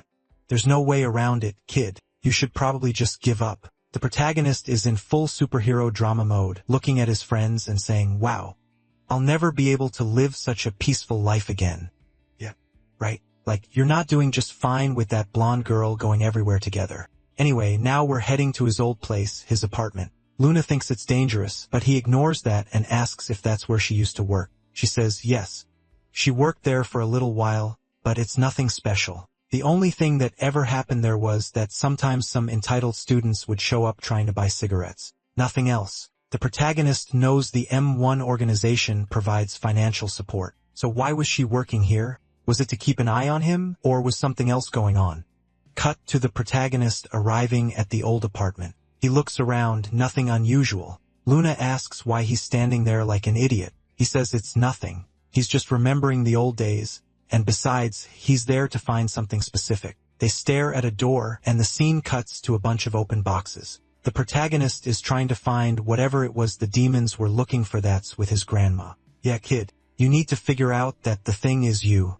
Meanwhile, Luna looks at a photo of his grandma and says she looks strangely familiar. The protagonist comes back. She asks if he found what was important. He smiles and says they can go back while thinking, unfortunately, no. Cut to the hospital where Junie is waking up. Out of nowhere, the kid has a freak out, sits up in a panic, coughing like crazy, and asks where Nero is. He wakes up asking about his friend. That's a real friend. A little later, they take his blood and tell him to take it easy. He just got up. Meanwhile, Seol Hack is all excited, saying his blood is extremely important for certain tests. And since he's gonna let them test whatever they want, how about they hand over the information he wants so badly? Jun Young hesitates for a second and asks where exactly he is and where his friend is, so Hwa tells him to focus on recovering first. He doesn't need to worry. Soon he'll see the boy. She's all emotional, saying she's happy they both survived. Looks like she doesn't know what happened to him. Cut to him walking through the lab looking for something. He finds a vial, and the girl immediately asks if that's what he's looking for. She's about to say he's acting really suspicious when she suddenly notices he's really handsome. Then she says that's why she'll warn him. If they find out he came in there, he's screwed. Her name is Jang Se-hee, and she's M1's mascot. She said like 15 lines and he still hasn't said a word. She's trying to get his name while staring at him like he's glowing. Weirdly, he still doesn't say anything. He just grabs 2 vials and ignores her. When suddenly the doctor shows up and calls out to them, asking what they're doing. She orders them to get out, grabs his arm, but one of the vials falls to the floor. I don't even get what's happening, but the doctor tells Sihee to disappear and go back to training. He wants to know why his blood is being classified as dangerous. The doctor says fine. She'll explain what happened to him, but first they need to go back to his room. But look at the way he's watching her as she leaves. The second she closes her eyes, a hand goes to her neck, yanks her inside, and blood smears the door. The kid has already stripped her clothes off, and he's smiling like a psychopath. Yeah. There's clearly a demon inside this kid. Next scene, the M1 group is talking about Erin, that blue-haired girl. Apparently, she got beaten by a guy who just awakened. A blonde guy named Han Song starts mocking her, saying it's ridiculous that she trained for so long and still got beat by someone who just awakened. She completely ignores him. He gets pissed and tells her not to ignore him, then suddenly looks to the side and says they're talking about the demon. Right then, the doors open, the protagonist walks in with his blonde girl. He gives a quick stare, and Han Song is smiling, saying he wants to see the power he has with both eyes. Meanwhile, Jang say he is blushing again, saying this one is handsome too. The rest of them know he's the boy from the rumors. From behind the glass up top, someone says it's good to see him there again. Looks like he agreed to take the entrance exam. The protagonist says he'll take the exam if that's what it takes for them to cooperate with him. The old guy doesn't even get it. Cooperate with him? The protagonist explains he has no intention of following anyone's orders. But since they share the same enemy, maybe they can work together. Suddenly, Han Song appears behind him and asks if he really thinks everything's going to go the way he wants. He has no idea how hard everyone there works to protect the city. The protagonist just says that, unfortunately, his world isn't peaceful either, and he has a lot of problems to deal with. Han Song keeps pushing, saying he needs to learn a lesson so he understands who's in charge there. He teleports down under the glass and asks the captain if he can teach the kids something. The captain immediately approves, telling them to train like it's a real fight. It'll be good if they can finally see the kid fight to win. But the scene cuts to a woman entering a room. She's the first to find the other doctor's mangled body. Back in the arena, Han Song asks if he's sure he doesn't need a weapon. He's gonna get brutalized. The protagonist thanks him but refuses. His hands are enough. Sexy is totally smitten, saying the kid really has a brave aura. She starts rooting for him, while Han Song jokes that he just got there and already has a fan club. Han Song is furious because this kid just arrived and is acting like Oren. But if he takes them both out, his ace position will be at the top. Yeah. He wants the top spot, but right now he's remembering how many times Eren beat him up. No idea what his amazing plan is, but in the same second, he teleports and appears behind the protagonist. He leans in and whispers, asking what he thinks of that speed. When the protagonist turns, Han Song is already in shadow clones all around him, saying he must have realized it's impossible to see him. He goes in to throw a punch, then the protagonist, like it's nothing, lands a clean hit right in the middle of his head. Han Song face plants, and the protagonist, completely bored, eyes half closed, Sulho asks if the kid really attacked with his eyes closed. The old guy says when someone moves too fast, vision can get in the way more than it helps. But, obviously, closing your eyes to focus and still hit a target like that isn't easy either. The kid awakens some kind of sixth sense that's stronger than his eyesight. Meanwhile, the protagonist notices the mark didn't appear this time. He's confident he'll be able to control it, meaning pretty soon he's going to lose control. Eren watching from the side wonders if this kid has changed since the last time they met. While all that's going on, Taro Jun-young is standing by the door just listening. Seriously, why aren't you running? Aren't you the demon? And then another victim shows up calling for him, asking what he's doing there and why there's blood on his clothes. The kid turns around, and the guy notices he's wearing someone else's badge. How dumb can you be? You could have flipped the badge around, genius. But the kid's smile disappears. Cut to that underworld guy holding a little dragon in a jar, yelling, "Ugh, it's pregnant. That's disgusting." The guy is smiling, and suddenly a monster comes out of the creature's belly. It's vile. He says controlling someone's mind and body is the greatest horror of all. And right now, the shadows are waiting. When darkness falls, they'll start moving. Back in the arena, everyone's telling Han Song not to get up, and he's being carried out on a stretcher. The protagonist glances back while Luna tells him not to worry. He'll be healed by the medical team soon, or he'll get eaten too. Eren laughs at Luna, saying it's funny she's worried about an enemy. The two start trading jabs again when someone approaches the protagonist from behind and says that was impressive. It's Jay Huge saying the kid must have some kind of psychic ability.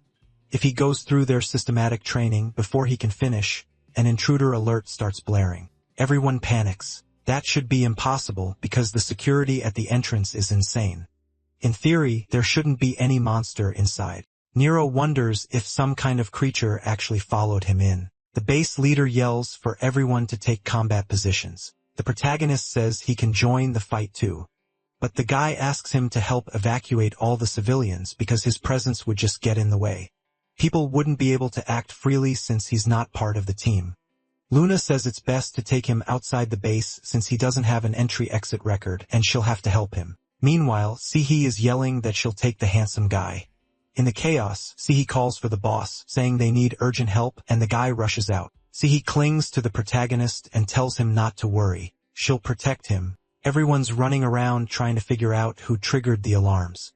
Then they find another dead body, and they're sure someone really is inside. Cut to the protagonist with the girl asking if there's ever been an invasion there. She tells him to relax because she's protecting him, but no, there's never been an invasion before. The protagonist is shaken. If there's never been an invasion, why would it happen today? The day he shows up, and, of course, by that mandatory protagonist coincidence, he runs straight into his old friend. Instantly, he's like, my God, my best friend. He runs over and hugs him tight, then say he barges in, thinking there's a romance happening between them. She folds her arms and says she wants to be part of this relationship between handsome men. Meanwhile, in the security room, they're reviewing all the footage. They finally find the moment he killed the guy in the hallway. The old man pulls the classic zoom in more and they see his face. The good part is they know who it is. The bad part is that right now he's with he and the protagonist who just brought everyone to a security room in Sector 1 where supposedly nobody would be attacked. He suddenly says she's gonna get water and leaves. Then Jun Young looks at the protagonist and says he's fine, but Nero thinks it's weird. His friend was supposed to be getting treated at the hospital. What is he doing in the M1 area? Jun Young ignores the protagonist and just says he's happy to know they both survived that chest wound. The protagonist gets thoughtful. Yeah, it really is unreal. He goes to thank his friend, saying that from now on, he'll protect him forever. But even as he says it, he's wondering if he can really protect his friend, and his friend isn't helping at all. Maybe it's an illusion, but he gets right up in Nero's face asking if he really thinks he can protect him. That hits the protagonist like a shock. Right then, Sephi comes back with some water, while the protagonist looks crushed. Back in the camera room, they finish reviewing everything and realize the kid is in the security zone. The chief comments that if he's not mistaken, that's where Sephi took Tadanero. The moment they turn on the camera, the sweet trio is right there. But it looks like something went wrong. What he's saying is, let's send a few squads over there. Except in the security room, once you go in and press the button, nobody else can enter. Super convenient. The three of them lock themselves in a room where nobody can do anything. So how are they supposed to get out? Probably someone inside has to press the button to open it. I'm guessing while they're stuck in that mess inside, Safi is having fun being right between the two guys. But she notices that after she came back, the vibe doesn't feel the same as before. Did they start competing while she was gone trying to see who'd get access to her sexy body? What the hell? Yeah. That girl is not okay. Forget her. Leave that crazy one alone. She starts wondering which one she likes more. Maybe the serious guy. That's when she notices the serious guy, Jun Young, has blood on his coat, and on top of that, he's wearing doctor clothes. None of it makes any sense. When she goes to ask about the blood, he cuts her off and says it's from earlier, when the vial fell on the floor. He puts a hand on her shoulder and says they already got in trouble because of that, so how about they just forget it and drop it? Looks like he used some kind of intimidating aura because she freezes up, but the protagonist immediately grabs his hand and tells him to calm down. Why is he acting like a different person? Why is he suddenly acting like this and staring at her out of nowhere? Then Juning pulls out this creepy smile. He can't even hide how evil he is, and it becomes crystal clear to the protagonist that something is seriously wrong with this guy. Before he can do anything, one of the doctors nearby says they should go to room number 2, and then out of nowhere, a hologram of the boss appears, warning them that the intruder is right in front of them. It was Juning. The second the protagonist hears that and looks at Sihai, and Juning is already coming in to smash her in the head. The poor girl is totally spaced out. If the protagonist hadn't rushed in and grabbed his arm, she would have been done for. The protagonist demands he answer who he is, but Juning just keeps smiling like a maniac. And the only thing the protagonist is sure of is that this isn't his friend. That's when Sihai decides to go on the offensive. She comes in with Vi-style fists and throws a huge punch.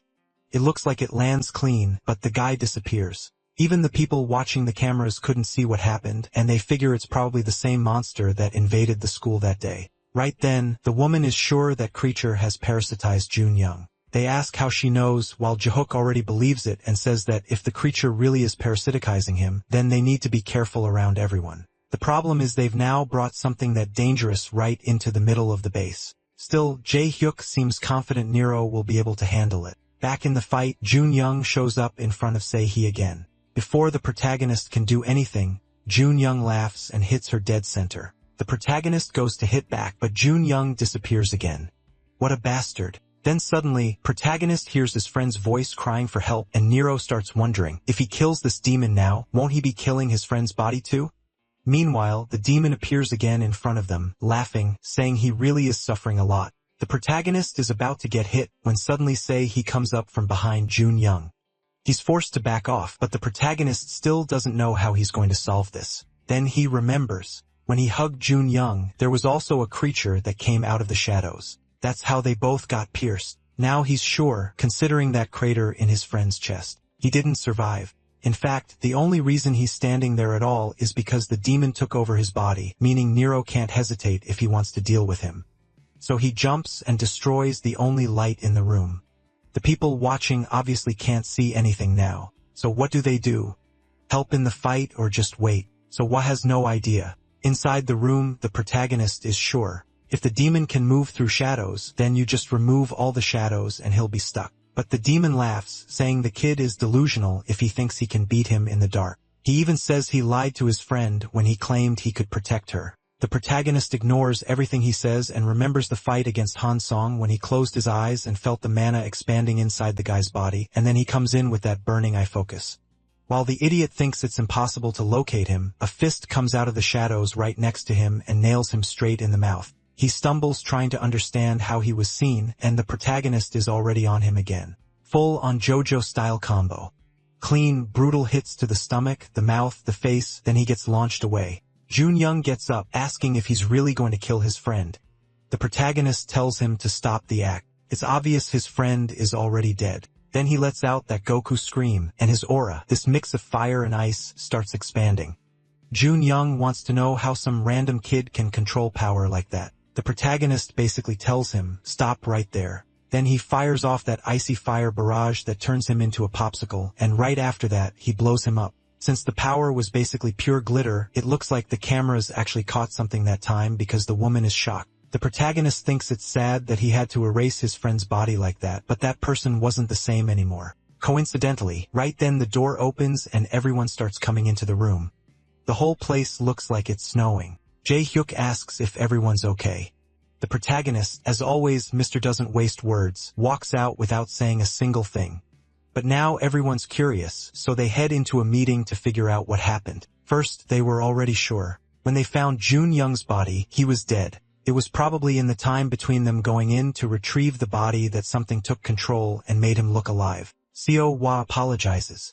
She should have realized, but her greed was bigger. She considered that possibility but figured it would be a great chance to get a blood sample from someone controlled by a demon. So, yeah, she knew it was an option and still decided to let it happen. They want to know why the demon chose to possess that specific guy. Jae-hyuk says that from what he heard, Junyoung was Nero's friend. Even if they don't know why, it's obvious the demons are interested in Nero.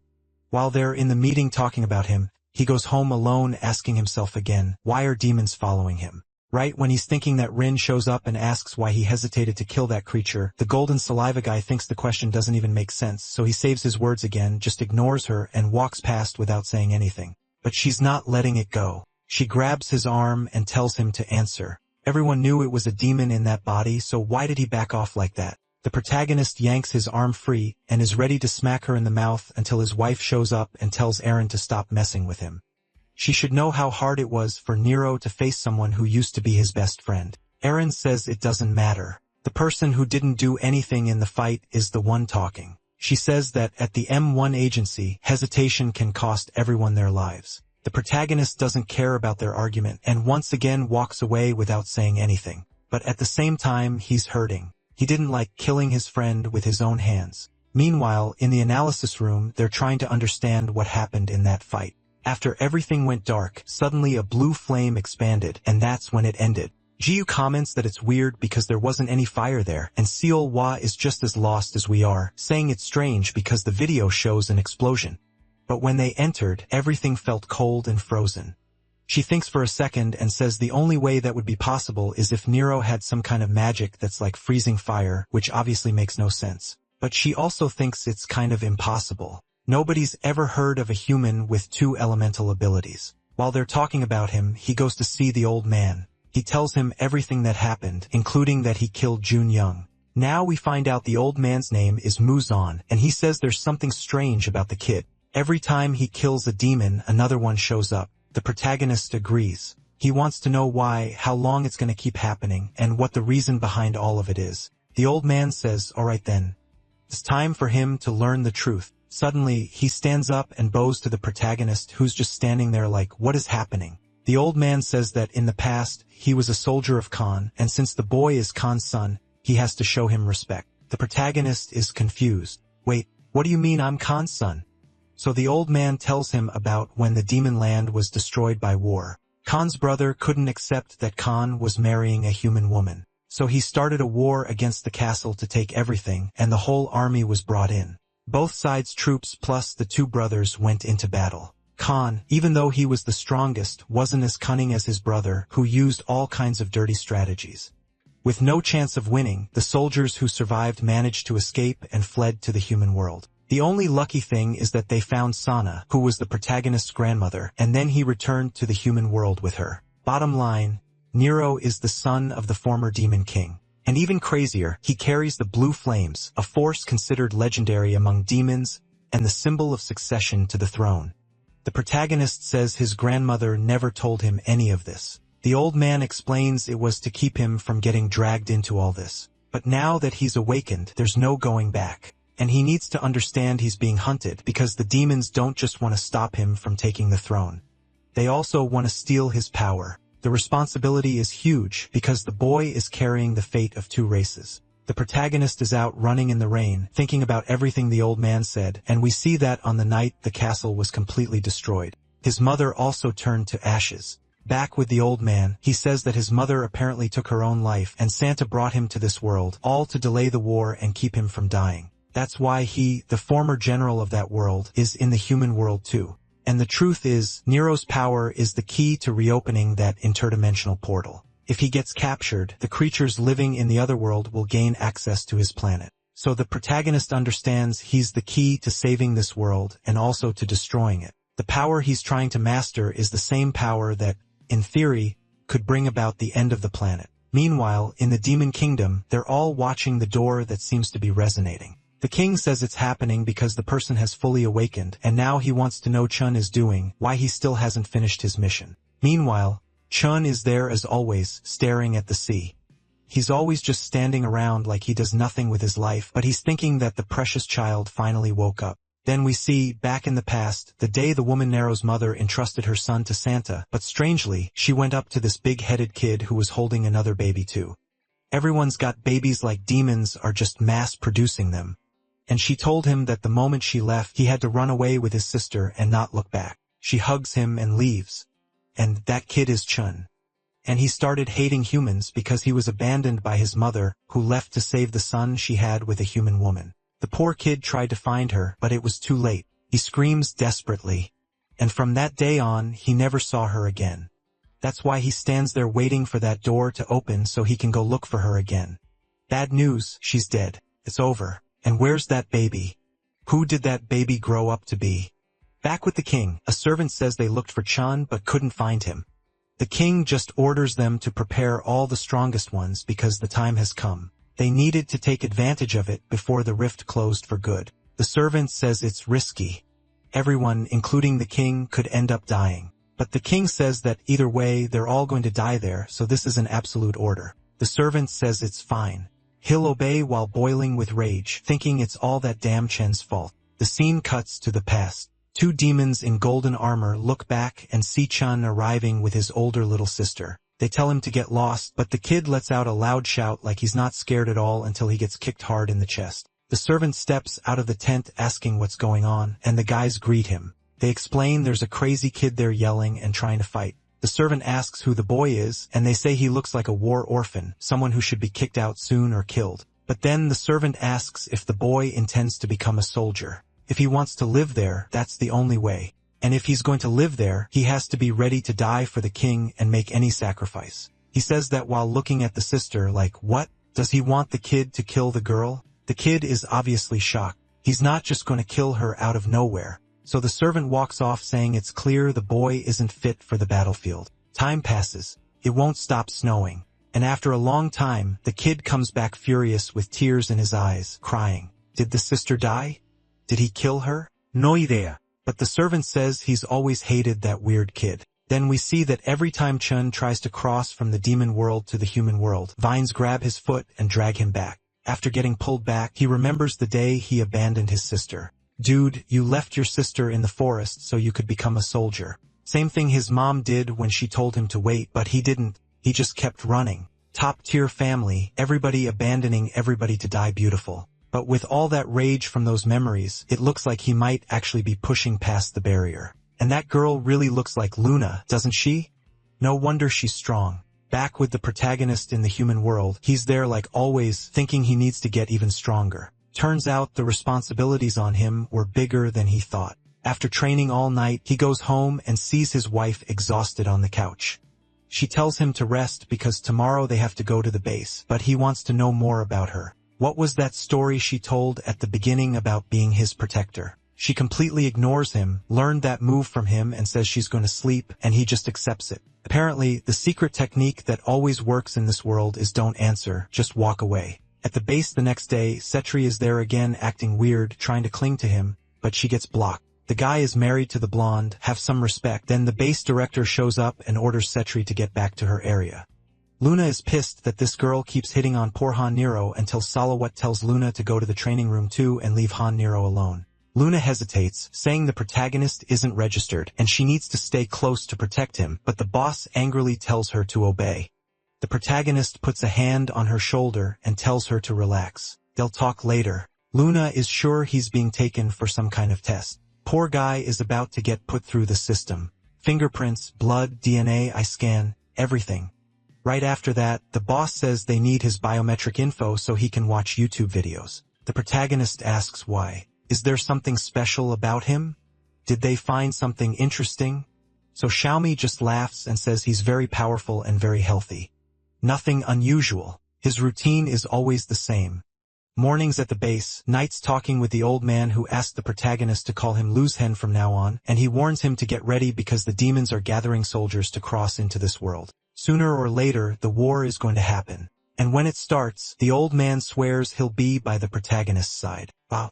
Since when did you start promising that? Right after that, in another part of the city, a red circle appears, an explosion, and look who shows up, Shen, all beat up. Worst part is, if he goes after his sister, she's with our guy. Meanwhile, at the Demon King's base, the cities are getting emptier and emptier. Lack of resources is destroying everyone's lives. On top of that, there's some strange energy making everyone who heads toward the forest disappear. A demon wonders if it has something to do with the king gathering forces, or if it's connected to the old king.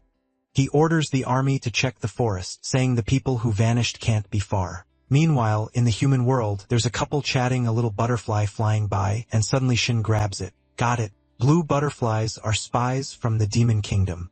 He immediately orders a hooded human to find Luna.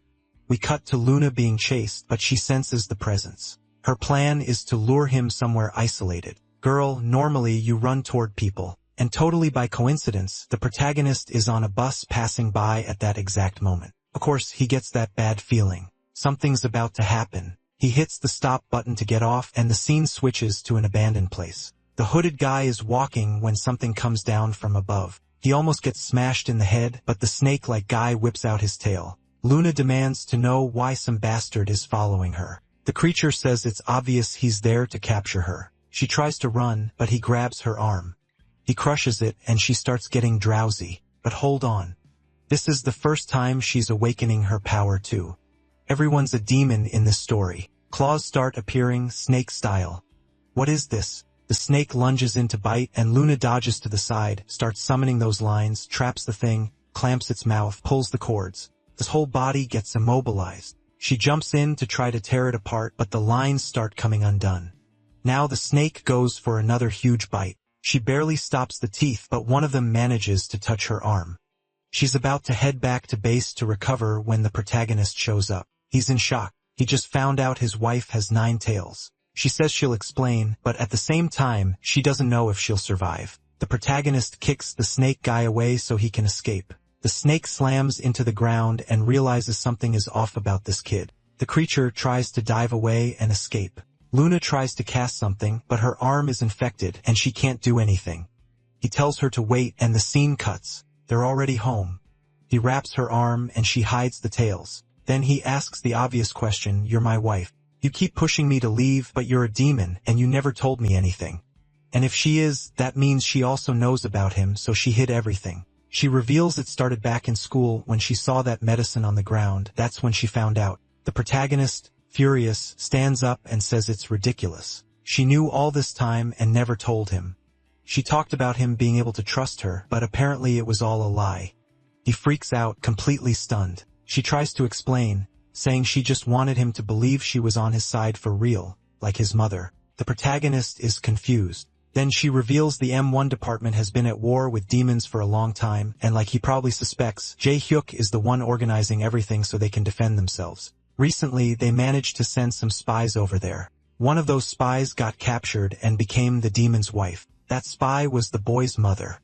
With that cute marriage, they thought peaceful coexistence might be possible, especially because a child was born with blood from both races. Countless people tried to kill the kid, but somehow he survived. Even so, the queen knew that with so many attempts, he wouldn't live long. That's when she created an organization to protect him, Blue Butterfly, and Luna was part of it, and she has something important to show him. In a video from the base facilities, the boss walks up to a certain area, disappears for an hour and a half when the camera cuts out, then shows up walking like nothing happened. There were probably M1 secrets stored there that even she didn't know. The protagonist says that's extremely important. They should go there right now and see what's happening. She says it's impossible. The two of them can't handle something like that, but the protagonist seems to have a plan. Then the scene cuts back to the snake guy reporting that he failed again.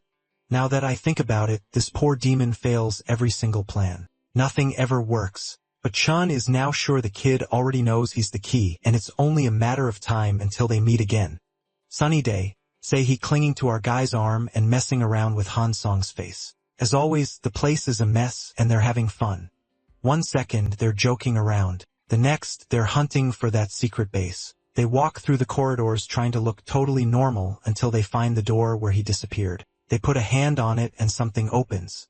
Luna is shocked at how easy it was, and then they come face to face with an eye in a tube. They're both wondering what that thing is. While they're looking through M1's information, Chun finds a photo file of the protagonist's grandmother. The protagonist finds info about Hai Young, his mother, an M1 agent who went to the other world. And Chun finds info about the protagonist's grandmother too, who was Chen's mother.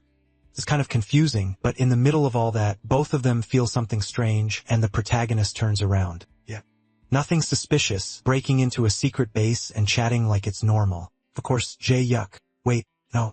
I thought the old man had already found out and was about to show up and catch them, but actually, he's just there grabbing some files while the protagonist and his wife are up in the ducts watching everything. The old man takes the files he wants and walks out, and Luna asks how long they're going to stay up there. She's struggling, and now she's suddenly shy. We're breaking into a government secret facility, and she's blushing because the guy is pressed up against her. They're doing that thing about to get closer, when he reaches over and moves her hair. Meanwhile, it feels like there's airflow up there, and the director seems to catch a scent. He starts wondering who entered that room. Looks like they followed the ducts and found another medical area. Inside, an older woman is asking Erin if she's feeling okay with the higher doses. The two of them don't understand what they're talking about. Then the woman injects something and tells her to remember. If she feels anything different, anything unusual, she needs to report it. Back at home, the protagonist tells Luna he thinks he understands what they're doing. Eren was being trained to go through the same process his mother did. She was going to be sent as a spy to the demon world. Yeah. While you're dealing with that, Chun is starting to track you down. Then the building security guard finds him, shines a light on him, asks what he's doing, walks closer, and then scene change. The guy is dead. Poor dude. He was just doing his job. Meanwhile, in the demon world, there are chained creatures, weird things being thrown into the portal. Looks like they're trying to increase its size, but one of them breaks free, snaps the restraints, and charges the guards, except King Dae-Young is already there. He's furious, demanding to know why the number of soldiers isn't increasing. One demon is scared to say it, but it seems like people are running to the forest to join Chen's resistance. The king grabs him by the throat, holds him over the vortex, and orders him to explain. Why aren't there enough creatures to open this portal? They were supposed to keep bringing in more monsters, even stronger ones, so this could end for good. The servant is kneeling, saying the moment is coming. They're about to succeed. Next chapter, somewhere random, a woman asks if they've contacted him. Does he know if what Muzan said is true? So they're friends of the old man. The guy asks what she's talking about, and she says she means the rumor going around that the king's son is alive. When he's about to answer, his lighter suddenly falls to the ground, and then someone in the middle of that hallway says the rumor is interesting. When they look up, it's Chun staring them down. He instantly teleports right in front of both of them and asks if this is some kind of fugitives meeting. They immediately try to run. She starts climbing the wall, and the other one bolts the other way. The kid can't even understand how they got found. Chun says they've got way too much time on their hands to be worrying about something like that. Flames start spreading through the corridor, and he knows he has to find a way out as fast as possible. But Chen's fire slices through like a blade and cuts his arm off. Chun walks up and says it's awful to see they still can't recognize him, even though he's disguised as a demon. Then he tells him to remember the name Chen. The guy knows Chun is the king's right-hand man. So what is he doing here? The only thing he's sure of is that if it really is him, he has no chance. So what does he do? He activates his power and decides to attack anyway. Chun just hits him with one clean strike and he slams into the wall. Then Chun tells him to explain more about that rumor, that the king's son is still alive. The poor guy tries to say he doesn't know anything and starts yelling for help. But right then, a metal beam comes flying in from behind. It looks like he gets crushed, and the pointy-eared girl up above wonders if she managed to kill him. Obviously not. Out of the smoke comes a rain of fiery flashes. She panics, everything explodes, and Chun is standing there untouched. He jumps, climbs up, and when he reaches the top, there's nothing. He sees blood on the door and follows the trail down the stairs. Then the scene cuts to a guy putting up a cone and saying it's a restricted area. The cop is wondering who could destroy an entire city just by driving. When he looks back, there's a massive crater, and it sounds like something is coming from inside, so he walks closer to check. Then a demon rushes him and bites his head clean off. The other one tries to call for help, but the monster comes in and slams him into the ground with one crushing hit. The whole population is in shock, but those hellish locust things just keep pouring out. Meanwhile, back at the M1 base, the alarm goes off. Sei-Chi is hyped, saying she finally gets to use all that training. The protagonist is sure the alarm means there are creatures in the middle of the city. Something big is about to go down. A student comes to warn him the request for help wasn't meant for them. They're not the main squad. He says he's going anyway. She says the order is for him not to go, but he answers that this is his job, and he knows the world ends if he does nothing. And it's already starting because people are getting eaten everywhere, full Attack on Titan vibes while the whole city gets demolished. The M1 group arrives by helicopter and immediately realizes this looks a lot harder than what they trained for. Cedric just closes her eyes, takes a deep breath, and tells them to get ready. Then she jumps, everyone goes with her. Next chapter, I'm kind of confused because it starts with the old man down, Chun looking over the city, and everyone screaming that they can't stop the monster. There's a fanged one with a huge mouth firing power at Irene, and she's thinking there's no way she can hold out. When it goes in for the final bite, the protagonist shows up and stomps on its head. I think that's what happened because it felt like a little spoiler. And then the next scene goes back to the moment when the monsters, one big mouth one, were coming out of the hole. Someone walks up saying the place is disgusting. I thought it was going to be someone with some swagger, but it's just Han Song. Poor guy barely does anything. Still, let's have a little faith in him. He uses his technique, cuts off an arm, and starts feeling himself. Then someone on comms tells him to take the battlefield seriously. The creature slams the ground, but when the smoke clears, it can't see anything, and then a line appears across its head. The guy nobody believed in is out here getting the first kill. Put some respect on his name. He says this is actually more boring than training. Somewhere else, Sel Lee is throwing heavy punches into the monster's chins and acting confident, shouting from a distance that she's going to be top 1 in the rankings. But then she notices something weird. The monster is still twitching, so she apologizes for leaving it alive and blasts it again to finish it off. The problem is, they killed 2, but a ton of creatures are still coming out of the hole. On the team comms, they're saying numbers 2 and 3 are handling things without trouble. Where's number 1? Erin says she's right there with 5 in front of her. Someone asks if she can handle it, and she cuts them off and says, obviously. The monsters keep crawling out, drooling, while others look like they're burning on the ground like a titan. Erin jumps up into the air, brings her arms together.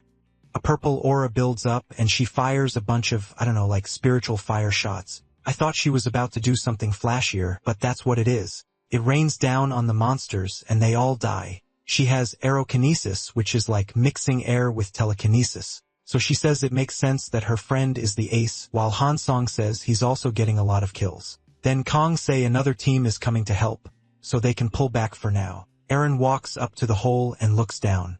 This invasion was way too dumb, so it's obvious they had another objective. She has this feeling it's not over. Her friends start yelling for her to come on and stop stalling. They start counting, and she turns around like, fine. I'm coming. Looks like it's over, and she'll have to wait and see what happens next. With how many they killed, it should be enough. The moment she says that, a creature appears behind them. The 2 of them freeze, and someone says they've never seen anything like it. And the thing goes in for a bite, but then the scene cuts to someone checking their phone and seeing an evacuation message. There's a group out on the street wondering if there's going to be an earthquake or something, but the one person who knows what's really going on knows it's not an earthquake at all. It's Musen nearby. Everything is a mess, and nothing feels right. What's the meaning behind all this? He's asking himself the same thing. The only thing he's sure of is they'll have to speed up the plan. He looks at a door, walks up to the handle, and asks if someone is breaking in. I'm confused too, but he says he doesn't feel anyone's presence.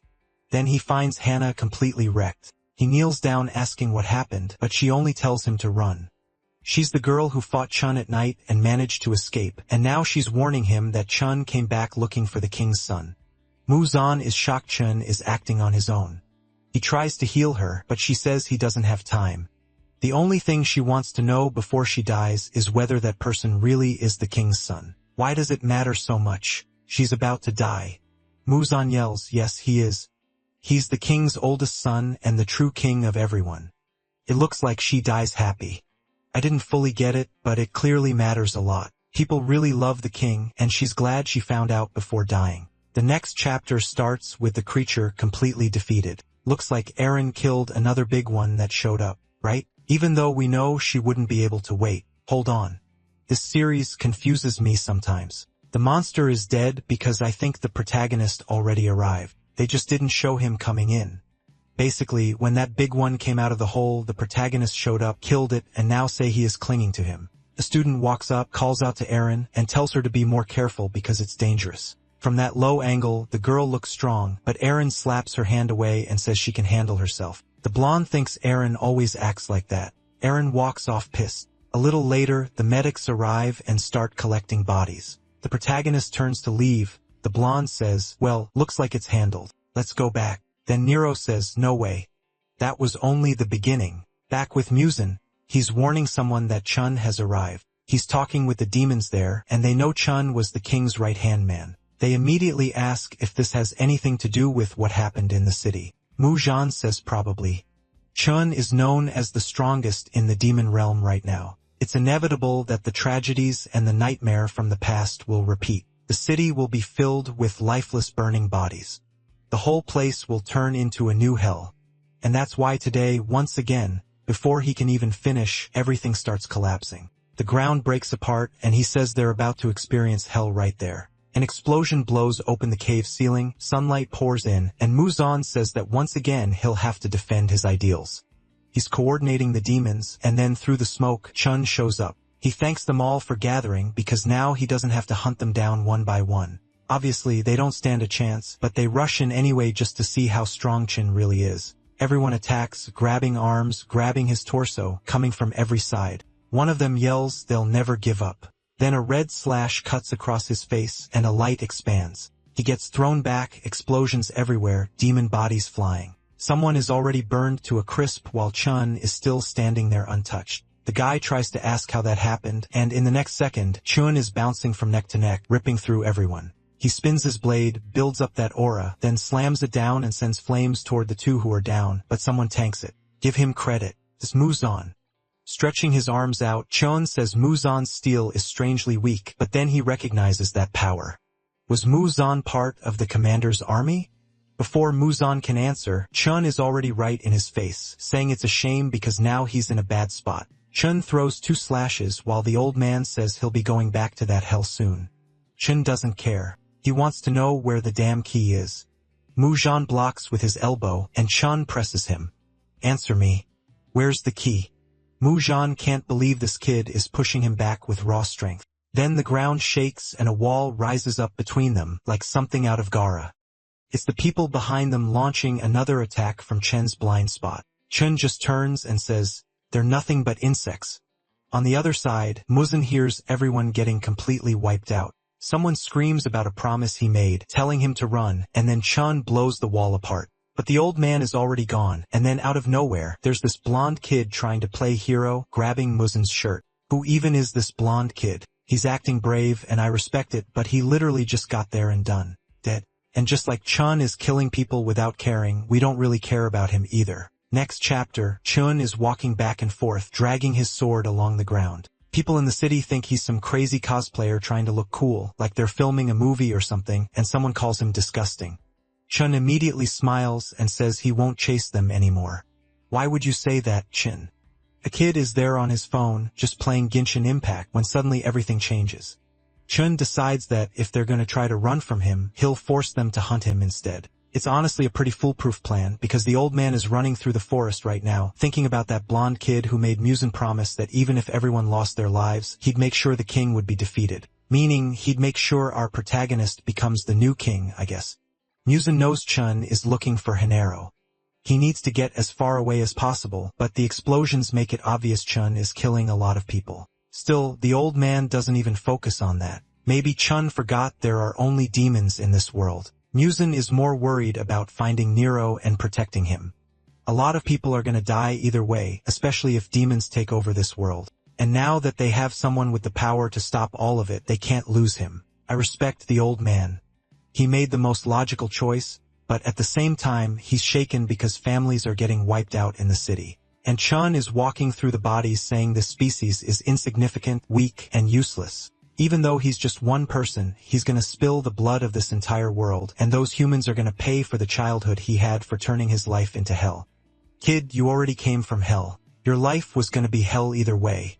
There's some poor guy trying to hide down there under a car, acting like he can't see anything, but Chun just turns and, boom, throws the truck to the side. The kid starts shaking, but Chun doesn't hesitate for a second. He stretches out that huge sword and goes to whip him with it. But then suddenly, oh no. I praised him way too early.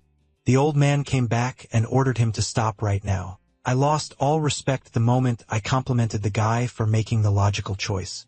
Even Chun celebrates saying, Muzan finally came back and the old man is over there giving a speech. You're too cruel. How dare you use humans as bait? Chun just spreads his arms and says it's their fault. Everyone dying here is dying because they're weak. The old man, furious, jumps at him saying that doesn't give him the right to take so many lives. Chun answers that if he doesn't want people to die, then he should stop him. Next scene, we're back with the protagonist watching everyone head to the car. Luna turns and warns that someone is chasing the so-called blue butterfly. It's hard to explain, but she heard Ken is forcing an opportunity to show up. Looks like a mobilization is about to start on the general's orders. Basically, the demons are coming.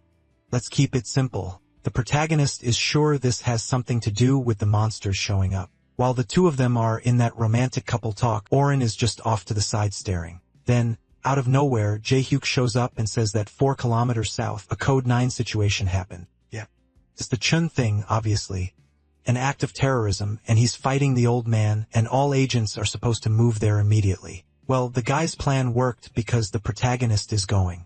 Hyun's is sure that whatever that creature was in the video is on a completely different level from the others. Say is sure. The human-type demons are the strongest. Luna looks kind of curious, but the protagonist is scared and shaken. Suddenly, he takes off running, and Say he yells asking why he's sprinting like that. Han Soo-Shirvan thinks he's running because he's afraid. Luna says she's going with him because it looks dangerous. The protagonist says they have to run to save Musen. He remembers everything he went through with the old man.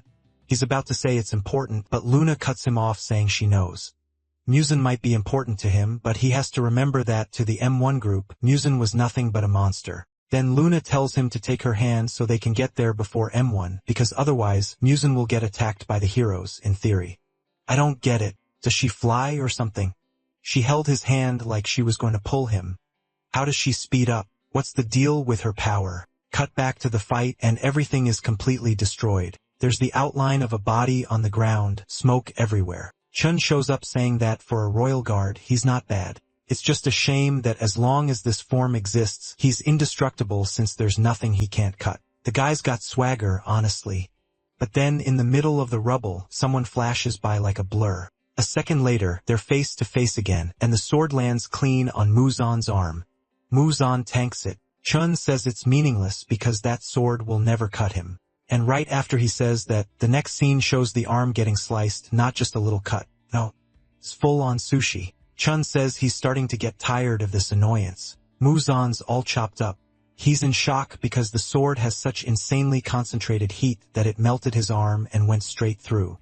In this condition, there's no way he can treat it. And for his steel-like skin, that heat combo is the worst possible matchup. Chun says the next thing he's cutting is Musen's leg, but Musen is in that nitro mindset, saying he doesn't fear death. He tells the young man not to be arrogant because he'll fight with everything he has until the end. This only ends when his throat gets torn open. Alright, respect restored. Musen throws rocks toward the human who blocks. A barrage of wind comes in, and Chun realizes this guy is pushing himself even though he knows he'll lose. Still, Chen's impressed that even a punch from that far away can kick up wind like that, but in the end, it's all pointless. As Chun closes in, Musen tells him to come.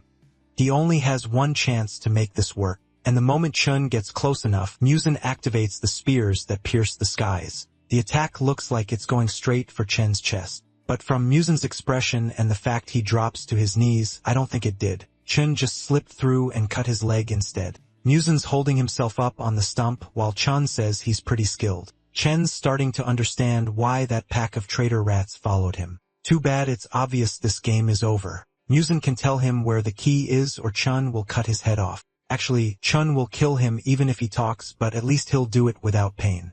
Musen says Chun is trash. He trampled humans in his own kind. What was he even trying to achieve with that obsession? Chun ignores the question and asks if the old man is really going to risk his life for that worthless half-breed. The old man smiles and says there's nothing better than doing exactly that. Chun looks shaken that the old guy still has an aura like this, maybe some ability Chun didn't know about. Wait, Chun isn't just reacting to the aura. He says it's not Musen's power, it's something that's draining his energy. And when he looks to the side, guess who's arriving? Han Nero, fist cocked, saying it ends here and now. He lands a clean hit on Chun and sends him flying. The protagonist is furious. Musen is impressed. Then the old man remembers someone telling him to always keep in mind that he has to protect the people who can't protect themselves. And if there ever comes a moment when he doesn't have the strength to protect himself, that's when he'll be protected by the king. That was the protagonist's father. Obviously, the guy was a legend. And now the old man sees the boy, reminds him of his dad. In that moment, he's sure Nero is the son of King Khan. He asks if the former king can see what's in front of him. The eternal flames still live. Luna comes closer, asks if he can stand, and she shows the blue butterfly. I guess that's her way of saying she's not an enemy. I'm not totally sure. She leans in by his shoulder and says they need to get out of there urgently, but he hesitates.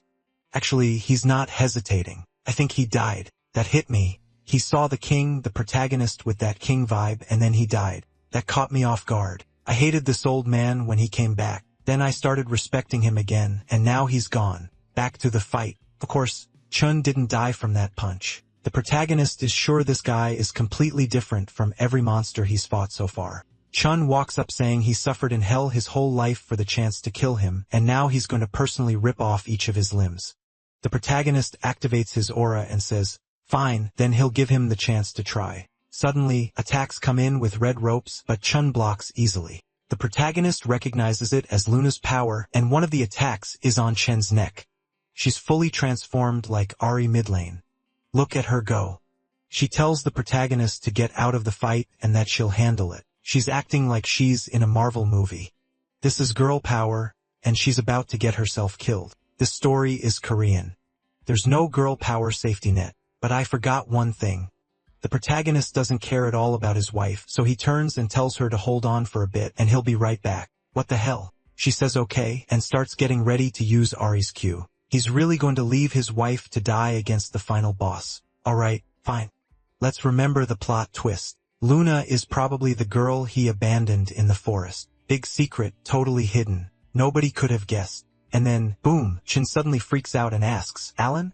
She looks confused like, what are you talking about? How do you know my real name? Come on, does she have a goldfish memory too? She tells him to say how he knows her name, while Chun stays completely silent. She attacks demanding an answer, but he's still intact. The ropes wrap around him. She rushes in, lands a clean hit, sends him flying. Still doesn't respond, doesn't do anything. It really is girl power. That's what I like to see. She goes in with that vertical kick from low to high, straight into his stomach. He spits blood. She grabs him by the neck and tells him to answer. She's furious. So that name is really that sensitive. When he says Lin again, she tells him to shut up. Nobody is allowed to call her that name because she's Luna, the king's protector. Then Chun starts talking to himself, saying he had to become stronger because they took everything valuable from him. He survived with all his strength because of her death. So why was she alive? She should have died in that forest. Then boom, explosion. If she didn't die then, she dies today. The scene switches to a truck with Aaron's group arriving. Han Song wants to know what's going on. The whole place is on fire and they can't see anything. Arin tells everyone to focus. Han Song asks why she's acting like the leader. She says she can feel a terrifying energy, power she's never witnessed before. This situation has an extremely high chance of getting them killed. Then Nero comes out carrying the old man, and now the big question is, why didn't you tell your wife to carry the old man while you went to fight? Whatever. Let's pretend that didn't happen. He talks to Muzin, wake up. I'll protect you. Walking with him through the emptiness, telling him not to die like this, I think it's already over for him. That hurt. The protagonist says he only has Muzin and Luna in this life. He doesn't want to lose again. Muzin, with his hand on the protagonist's shoulder, starts turning to ash, telling the king to lift his head. The protagonist is crying, saying everyone who stays by his side dies, and honestly, he's right. He grew up alone. They killed his grandma. They killed his friend. He finally meets two people and now another one is dying, and he also left his wife to die. Everyone's going to die. The old man, suddenly all religious, says that even if these bodies disappeared from the physical world, they still exist as souls and will always be by his side. That's why he has to take responsibility, stand there, and fight for those who are still alive. And with that, the old man fully turns to ash, saying that as captain of the guard, it was an honor to have known him. No. Now that the old man is gone, it's over. The protagonist is going to snap back to the flames. Chun is choking Luna, saying she was always an obstacle, always fell for traps, was too kind. And now at a moment like this, she comes back alive out of nowhere. And on top of that, she's protecting that filthy half-breed. She's still pathetic like always and really deserved to have died in that forest. But even while being choked, she says he's a coward. Such a coward that he abandoned her in the forest instead of just killing her. And now he's shocked she survived. That hits him. She even kicks him. There. Take that. She falls back, all flexible while he's shaken. She finishes by saying that if he really wanted her to die, he shouldn't have given her that necklace. The blue butterfly saved her. So if he wanted her dead, why give her that before leaving? He says the path he walks always leads to suffering. His whole life was blood and fire in that hell, and there was no reason to drag one more person through it. Luna starts to feel sorry for him, but he tells her not to get in his way anymore. That's the only thing he's asking. And just as he's ready to bring the huge sword down, someone starts approaching. When she looks back, it's the protagonist acting like he couldn't care less. He says Muzin is dead and that he'd never forgive Chun for it. Damn. The kid's got style. Chun celebrates and laughs, saying he's finally showing who he really is. Today, this conflict between the two of them was going to end. Yeah. But it literally just started already ending today. Fine. Let's go then. The next chapter starts with the building exploding from a blue punch and Chun getting launched away. Chun comes back with a sword slash, but the protagonist answers with a punch, another cut, a straight-up brawl, blocks flying everywhere. Nero's starting to get those marks on his head, and, honestly, the M1 group still hasn't shown up. Then the protagonist throws a punch that turns into a barrage, the famous icy fire. The ice keeps spreading, but then a leftover trace of flame appears, and everything gets wiped out. Chun is staring with pure hatred, and the protagonist comes in with my favorite female move. Off in the distance, his wife is in shock that he's actually that strong. Even the strongest demon was struggling. She was sure Nero's strength right now was leaving Chun with no way out. The only problem is Chun fought for years in hell while Nero is still learning. Even if Nero's raw power is way higher, this is a much more dangerous situation for him. And that girl makes things complicated too. She wants to help the protagonist, but she keeps remembering Chun calling her his little sister. So she slaps herself, saying she can't be thinking about that at a time like this. She has to fight for the king. In the middle of the fight, Chun thinks Nero is just like him.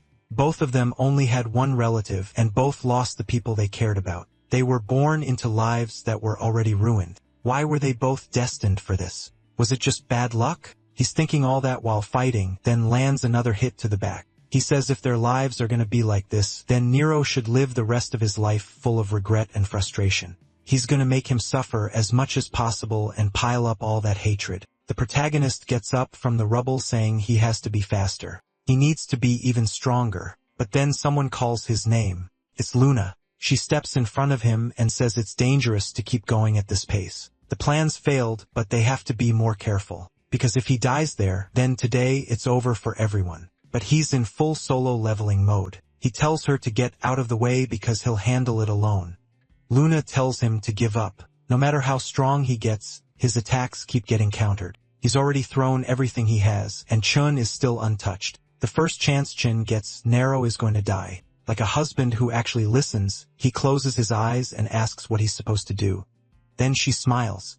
She loves telling him what to do and says he needs a decisive attack. They need to create an opening for a real hit to land. She asks if he can do it, and he seems to agree. Walks toward the flames and says he'll make it happen. Meanwhile, the late trio is finally arriving, saying they're detecting bio-energy up ahead. Eren tells them to get ready because the real mission is starting now, and Han Song, poor guy, hasn't even seen a punch yet, hasn't thrown a single hit, and he's already saying the atmosphere is intense. Then say he looks to the side and asks if that isn't Han Nero. It is charging in again. Eren looks over and gets furious because she sees Luna with her 9 tails. At the same time, Chun pulls his sword, wondering if he shouldn't personally erase Luna once and for all. She looks insanely cool there, wrapped in that heavenly foxfire. For a second, the human couldn't feel or see anything. It was like he was trapped in an Itachi illusion, and then the protagonist drives a strike straight into his chest. Even so, Chun just says it's impressive for trash like him, a mixed blood race. He grabs the protagonist's arm and says he can feel the king's energy in there.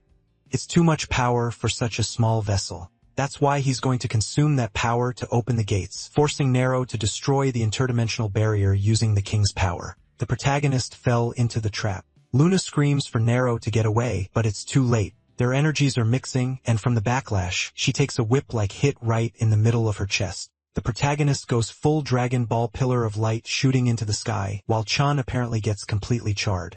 As the kid screams, the lazy trio just stands there watching, still doing nothing. And in the demon realm, that same pillar tears through the heavens. Instantly, the demons start celebrating. The gate has finally opened. The light that would guide them to the human world has been found. Chun got the key. It was time for everyone to charge. The king shouts during the speech, saying those damn humans almost drove them to extinction, but they survived until now, and it's time to make that entire race pay for all that suffering. Today, the true demon king will take back the world that was stolen from them. Then he gives the order. The army is to invade that world and kill everyone still alive. Next chapter. The lazy trio sees the portal opening above the city. If the city really has to rely on those 3 to defend it, it's over. Meanwhile, the protagonist is basically pulling his Ari out of mid lane, going for the rescue, going for the gank. The two in the back are talking about him saving Luna, while Eren is still in shock, wondering if what she saw was actually real. The city looks peaceful for 1 second, and the next, a giant demon head drops onto a car. A human steps out to see what's happening and ends up face to face with that huge head. Then he hears a scream behind him, turns around, and people are getting eaten, and it's literally raining demons. This reminds me of that apocalypse scene with the kid from Blue. You know? No. Exactly like that. Monsters falling from the sky, raining down, and everyone in the city is done for. The creatures jump from building to building, land in front of buses, flip everything over, destroy the whole bridge, and somehow there's a reporter flying around at a time like this. No way I'm getting in a helicopter. Those things crash even when nothing's happening. See? Told you not to take the helicopter. Got eaten mid-air. The bridge starts getting overrun, and wow, these demons are all big-headed too. Seriously. Meanwhile, Jayak is getting urgent calls. Someone tells him the VIPs are worried. He says he knows he'll fix the situation. Don't worry. But if he succeeds, he wants full rights to be in charge of all this. Sounds like he's talking to the government, and the government says fine since they're the only ones preparing to fight something like this. Looking at Nero's image, he says from now on, they're going to follow every single decision he makes. Scene change. While people are dying in the city, Luna is resting in bed, and Eren went to check what was going on. Monsters are eating people outside, and she still went to see what the protagonist was doing with Luna. He's walking around clueless, thinking his wife got hurt worse than he expected. Then he notices part of the house has been broken into, meaning Luna is in danger. Back in the room, Eren is casting a spell on Luna's head. The protagonist storms in furious, asking what she's doing. He grabs her, demanding what she thinks she's doing, and she answers with an attack. He barely dodges. He tells her to explain why she's there. This isn't going to end peacefully like last time. Eren says there's something she needs to check about Luna, then she pulls the blanket back and her expression changes, saying she really wasn't wrong in telling him to look. Luna has a crater in her chest. That was expected. Eren tells him no person survives a condition like that, and he's like, well, he always survives, honestly. But that's not her point. She's saying that since Luna is still alive, it proves she's clearly a monster, and the protagonist has some nerve. He goes, no. I think you're crazy, Eren. You're making things up, right to her face, just lying. Eren tells him to wake up. It's beyond obvious Luna is a monster, but he covers Luna and says Luna is just Luna, nothing else. They fought side by side since the beginning, and they'll keep doing it. Eren isn't having it and tells him to stop being ridiculous. Monsters are the enemy. She swings at him, but he catches her fist and tells her to calm down. That's when she realizes he isn't normal either. He reveals the marks and says that even if it isn't much, he also has monster blood running through his veins. Yeah. Not much. Just half the Demon King's blood. No big deal. Now he's stuck. Monsters want to hunt him, and humans are going to see him as an enemy too. He says he doesn't even know which side he's supposed to be on or who he's fighting for. Eren doesn't answer. She just stares at him, but she's got something in her pocket like she's sending a message. Actually, she's getting messages asking for help because there are creatures eating people in the city. People begging her, where are you? Come help. So she tells the protagonist that for now, their goal is the same, so they'll cooperate. She'll count on him, and for now, on Luna too. They use a ton of bandages, take off Luna's clothes, wrap her up, and he says he'll be back later. He remembers how much she fought for him. He just asks her to survive so they can see each other again someday. Back in the city, Hansong is there. How many monsters has he killed so far? Tell us. He's looking for targets or the rest of the group when a huge roach-like thing behind a wall tries to sneak attack him from behind.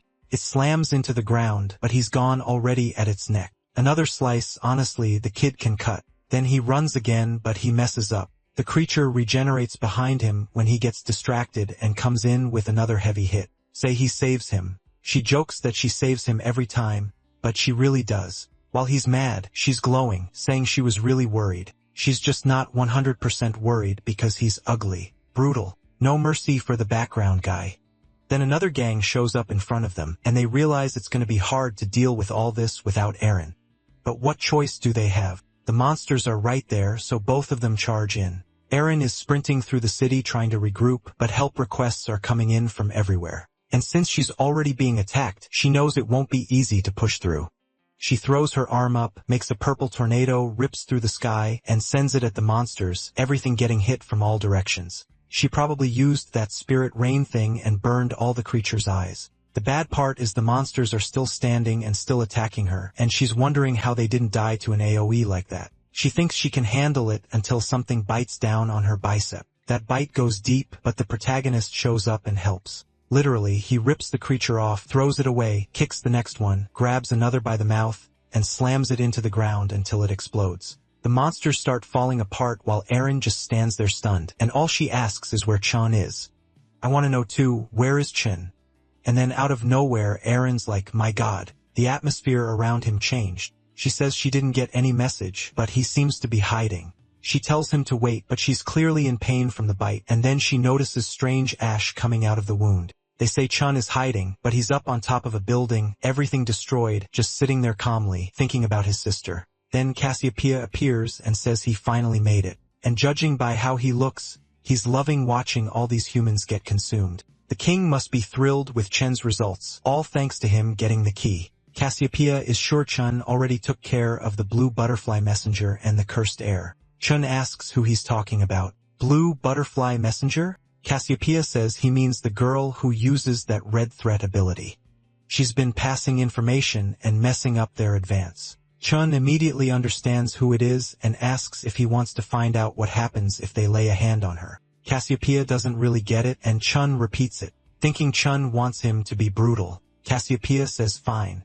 If he finds her, he'll cut off all her limbs and make her suffer. But Chun tells him to shut up and grabs him by the throat. And he's already saying that based on the description, the kid must be the type who likes dying while suffering, so they can start with him. Like what? He didn't suffer that much. His head came off. He died. Okay. This guy here is completely shaken. He tried to walk it off, but then he got scared again right after. Oh my god. Somebody help this Chun.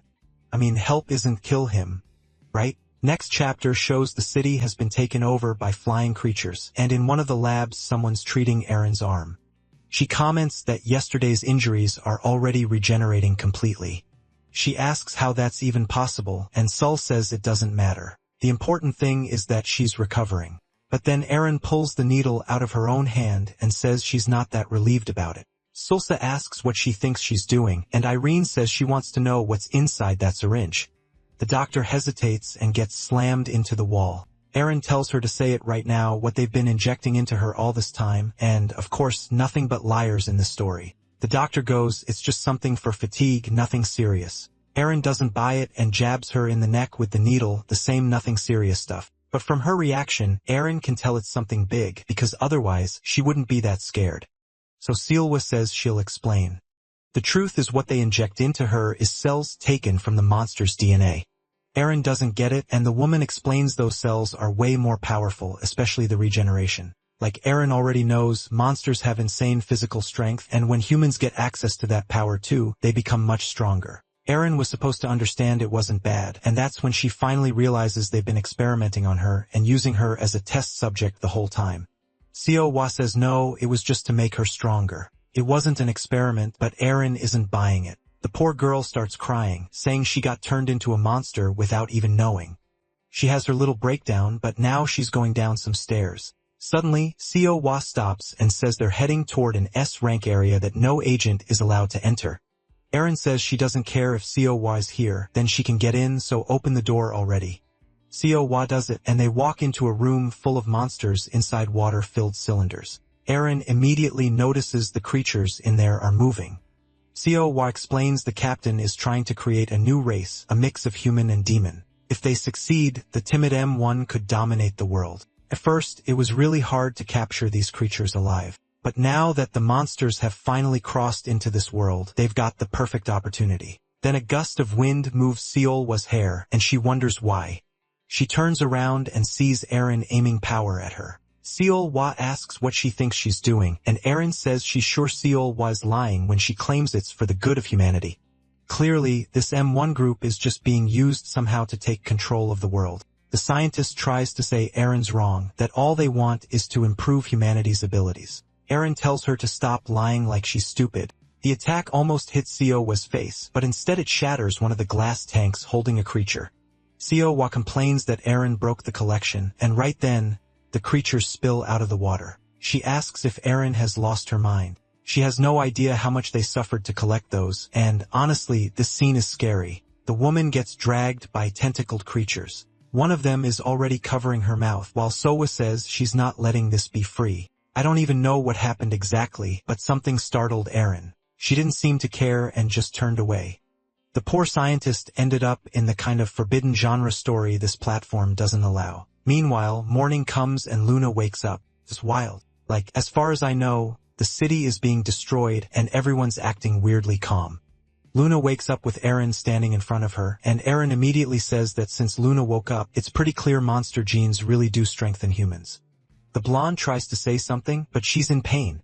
Eren tells her to stay calm because her injuries aren't fully healed yet. Luna can only think that she must have been knocked out during that fight with Chun. But what happened to him and Nero? And judging by how Eren is acting, she found out Luna has some kind of monster gene. So Luna asks if Eren is going to torture her and what she's doing there. Eren snaps back that she's angry. She's treating Luna as well as she can, and this is the thanks she gets. Luna turns away saying she won't believe her. But either way, Eren clearly knows the truth now. Luna tries to thank her, but Eren says she doesn't need to thank her because she's doing it as a favor for Nero, because he seems like the only solution to get out of this situation, and he seems to care that the great Luna is safe. Back in the city, people are wondering if that was the last demon, and wow, the boy squad is actually handling it. Seriously, I didn't expect it. But then someone points up and tells them to look, and it's endless. Yeah, kids, I don't think you're making it. The poor guys were collecting a body, and now they have to start running again. Another hit from the monstrous pterodactyl thing starts devouring the bodies on the ground. Up on top of a building, the protagonist is just watching everyone get eaten. Then he throws out some spinning move. I don't even know what he did, but it sliced the creature clean in half. And he's thinking about the deaths of the people who matter to him and how it means nothing to these demons. He has no idea why these bastards are doing this, and he knows he'll never understand because he doesn't need to sense with this power. He's gonna crush all their plans and make them face the end of the world the same way he did. The city keeps burning, things keep exploding, and the protagonist says it still wasn't enough, surrounded by dead monsters in every direction. Meanwhile, in the demon realm, that huge pillar is still stabbing into the sky. Looks like the Demon King is arriving, or actually, no. He's standing in the same place as always, asking why they haven't gotten any news. A servant reports that the first ones who crossed over were killed by enemy forces. The king asks what this enemy thing is. The servant hesitates, then reveals that their greatest opponent is the person who uses the blood of the old king. Immediately, the new king clamps his hand over the servant's mouth and tells him to shut up, saying there's no such thing as the old king's power. There's only one king, and that's him. The servant tries to apologize while the king starts freezing his face, saying he's tired of everything he does, and he kills him for no reason.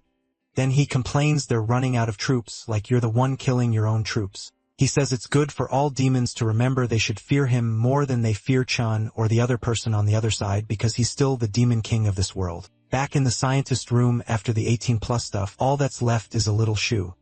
Jahab can't believe that Eren betrayed them at a time like this, but the most important thing now is stopping more information from leaking. He asks the people there if there's any agent who can urgently return to base. The guy writing says it'll be hard. There's an emergency and chaos outside with tons of casualties. Jahook asks if they're losing, and the guy says, thankfully no, because this agent Enro is handling everything. Jahook is clearly interested in the protagonist since he's exactly what he wants, a hybrid. At that moment, the protagonist throws himself toward a mass of tentacles coming at him. He jumps from branch to branch, but the creature lands a clean hit and traps his arm.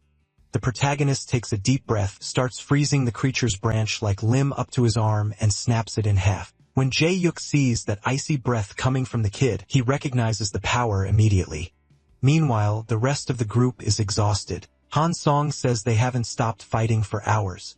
They really need to go back and rest. Honestly, respect. I called them lazy, but they fought all night. Even Sei-hee, trying to act upbeat, admits she's done too.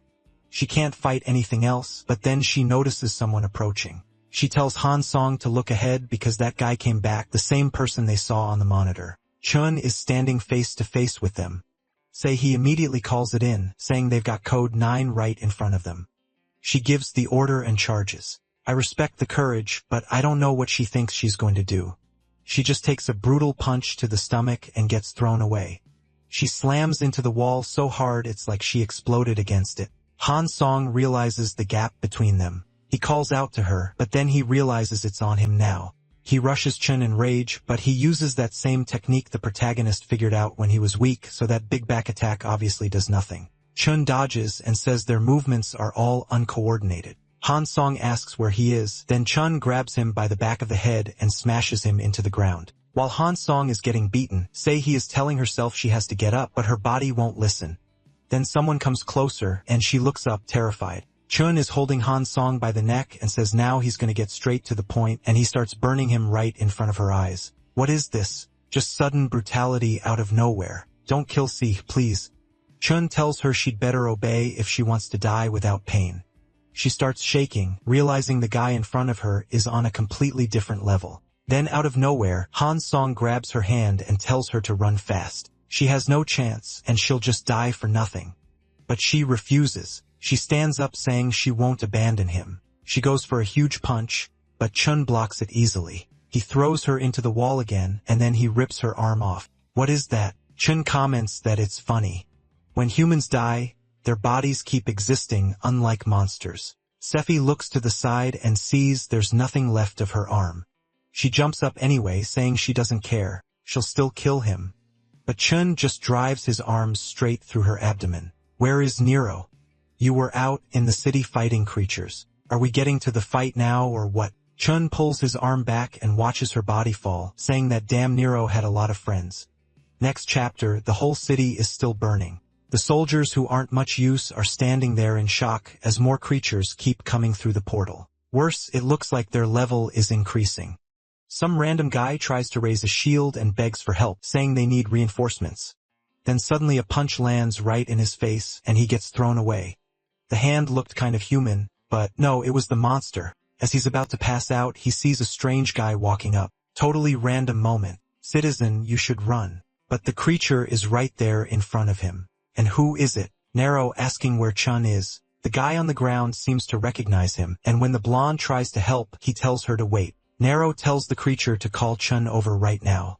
The monster looks scared of him, but it works up the courage and throws a punch. Obviously, nothing happens. The protagonist blocks it effortlessly and says it doesn't matter how many times they try to kill him because he'll always come back. Then he fires a barrage of energy through the creature's chest and blows everything apart right in front of them.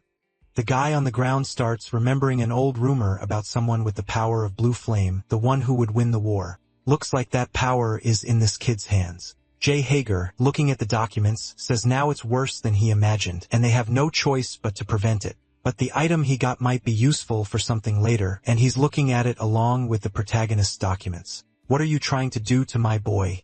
Yeah. This bastard stole the protagonist's DNA and is trying to run. He gets into a helicopter, the little criminal. Come on. Let some monster eat that helicopter. Take him out mid-air. And there it is. The creature shows up. Jae Haruk is trying to escape, yelling to take off now, but the monster triggers an explosion and rushes the helicopter. They scream, and it gets ripped apart in the air too. Yeah. He deserved it. The city is full of flying monsters, and you decide to leave by helicopter. You could have just stayed at the base, but whatever. I get it. The story needs to wrap up, and this guy needs to die. Meanwhile, Chan is watching the whole city get swallowed up, saying that what he's seeing is the shape of the hatred he feels for humanity. His heart was burning with resentment, and he was ready to curse everyone's life, even knowing that in a war, there are no winners. But then between some buildings, these gigantic pillars of ice start rising up. He smiles when he sees that the creature beats its wings, and he heads that way. A monster with a crater in its chest slams into the ground, and standing in front of him is the protagonist. Someone calls out to him, saying he must have spent a ton of energy to open that gate. It's Chun, obviously recognizing the power of that damn king. Right then, he goes into his final form, saying he's going to use everything he has left to finish Nero right there. The protagonist just smiles and says he finally found him. He starts climbing the building while Chun comes in with the dragon, attacking. The protagonist says that the power they want so badly cost him way more than they could ever imagine. His aura keeps growing, and the instant the dragon makes contact, it gets completely frozen. Even Chun can't hold up. He's not resisting it either, and he realizes the space around the two of them has been sealed off. The cold air hits down to the bone like knives slicing through his whole body. Honestly, Nero would have won if he'd picked a different opponent. Chun breaks the ice with flames and goes in to throw a punch at the protagonist, saying it all ends there. Fist to fist, classic Dragon Ball moment. There's a blast of light, and in the next chapter, the whole building is glowing, cracking with this purple shine. They're face to face in that galaxy-level fight. The protagonist swings a punch. Chun tilts his head aside and slips out, but one of those punches almost freezes him completely, and Chun fires back with a brutal kick straight into his side, then presses in and slams the protagonist down into the ground. Chun is stunned. This kid opened the gate and still had that much energy. He really was the king's legitimate son. It was just a shame it was too soon for him. And while Chun is thinking that, the protagonist is looking insanely cool out there. Another explosion rips through the city, and Chun gets thrown back. In the same instant, the protagonist is right in front of him, but the enemy stretches out his hand and casts this fire magic that looks like it's striking his body from every direction. One of the attacks pierces his hand, but even then, the protagonist clenches his fist. He focuses, fires off another energy blast, and Chun gets launched away. The protagonist is thinking that the fact he can't solve a single problem proves he isn't worthy of the title of king. And then Chun stands up again facing him and says the boy is being consumed by that power. Soon, he won't be any different from a beast. He must have already noticed that to get more strength, he has to let go of controlling it. He'll have to follow the exact path his father followed and get lost in it. The protagonist steps in, telling him to shut up. While they're fighting, the two girls are watching from far away. The wife screams for her husband, while Eren tells her to calm down, and the poor girl drops to the ground like an idiot. She's saying they have to help Nero. He's in the middle of the fight. She has to do something. Another explosion goes off right in front of them. Eren lowers her head and activates a power around them, this purple energy. Luna realizes she's being healed, and Eren says that today she's going to lend her strength so Luna can end this fight. Looks like she transferred mana, something like that. Back to the brawl, the protagonist jumps in to throw another punch at Chun, who's shocked by the kid's bloodlust. He fought like he couldn't be stopped, but he still wasn't ready, and now it was over for him. Chun fires a purple energy blast that wipes through the city, the building, and leaves a crater where the protagonist was. Then Chun says the boy didn't notice his body is freezing. He was too weak a vessel for that power, and soon he'd crack. It doesn't matter. He wasn't prepared to use the full potential of the king's blood. Suddenly, the protagonist opens his eyes and finds himself standing in front of his grandma's apartment door. He smiles like a fool and goes to open it, calling for her. But then he sees everyone he lost because of that power. Well, not everyone. Luna is still alive. His school friends really did die, but nobody cares about them. The old man dying is actually sad, and Chun can die soon too since he's the final boss. But all of that starts waking something up inside him. Then the protagonist is back in the void again, and that well-fed version appears calling to him. The protagonist asks if this is the king's power. He's hanging his head saying he can't protect anyone. He didn't protect Dam Junyoung, didn't protect Muzan, didn't protect his grandma. Everyone keeps dying. Now that there's almost nobody left, what exactly is he fighting for? Like, did he forget he has a wife? That nourishing energy tells him not to feel bad, son of the king. All that pain and anger, he has to accept those emotions. Only then, for the first time, would he see the truth. Someone is screaming the protagonist's name. Sir. His wife telling him to wake up, saying he has someone to fight for. Yes, sir. That's what I said. I reminded the kid I brought him back. Right then, Chun is in shock. The boy's wounds are healing insanely fast. Something is different from before. Maybe that was the power of the true king. The kid is flaring with aura when a big mouth creature comes in from the side, but one glance from the protagonist and something smashes straight into the creature's chin. The punch hits like a bullet so fast you can't even see it. Its face freezes over or gets pierced through by a block of ice. The thing is dead. Seeing that, Chun says everything changed. The moment he was abandoned and after he left Luna in the forest, he swore to himself he'd never be moved by emotions again. But now Nero had awakened something in him. He'd been waiting for this moment his whole life. He was finally going to experience true happiness, so they stand face to face. And in that moment, Nero sees the face of someone who, just like him, is ruled by pain and suffering. But Chun is different, and Nero tells him that, apparently, he has nothing in this world he wants to protect. The light expands across the entire city. Luna, far away, shields her eye, and it looks like an energy apocalypse just got unleashed. In a split second, the poor guy is missing a leg and an arm. Chun says he finally understands what the power of a king's authority means. That's what Sana was trying to protect, even if it killed her. The creatures in the city start getting pulled into the vortex in the sky, and Chan says that, like always, the result of this fight is that it will be eternal. The relationship between the two worlds was complicated, and Nero had to choose which side was he on. Was he human or a monster? The protagonist turns and says it never mattered. Then Chun smiles and says that, in the end, he lost fair and square. He can't speak because his mouth has fallen apart, but he wanted to apologize to the boy or apologize to Luna, since all she can do is watch his ashes scatter. She cries a single tear and asks if it's over. The protagonist says he can feel Kun's fury, that guy from the demon world, watching him from the other side. He wants to end this war, but for that, he needs her by his side. She says, of course, and the two of them head toward the portal. With that, the only person who had the authority to open the gate passes through it. The sky that had that giant gate finally returns to a clear blue, and supposedly the gate was never opened again. That's what the story says.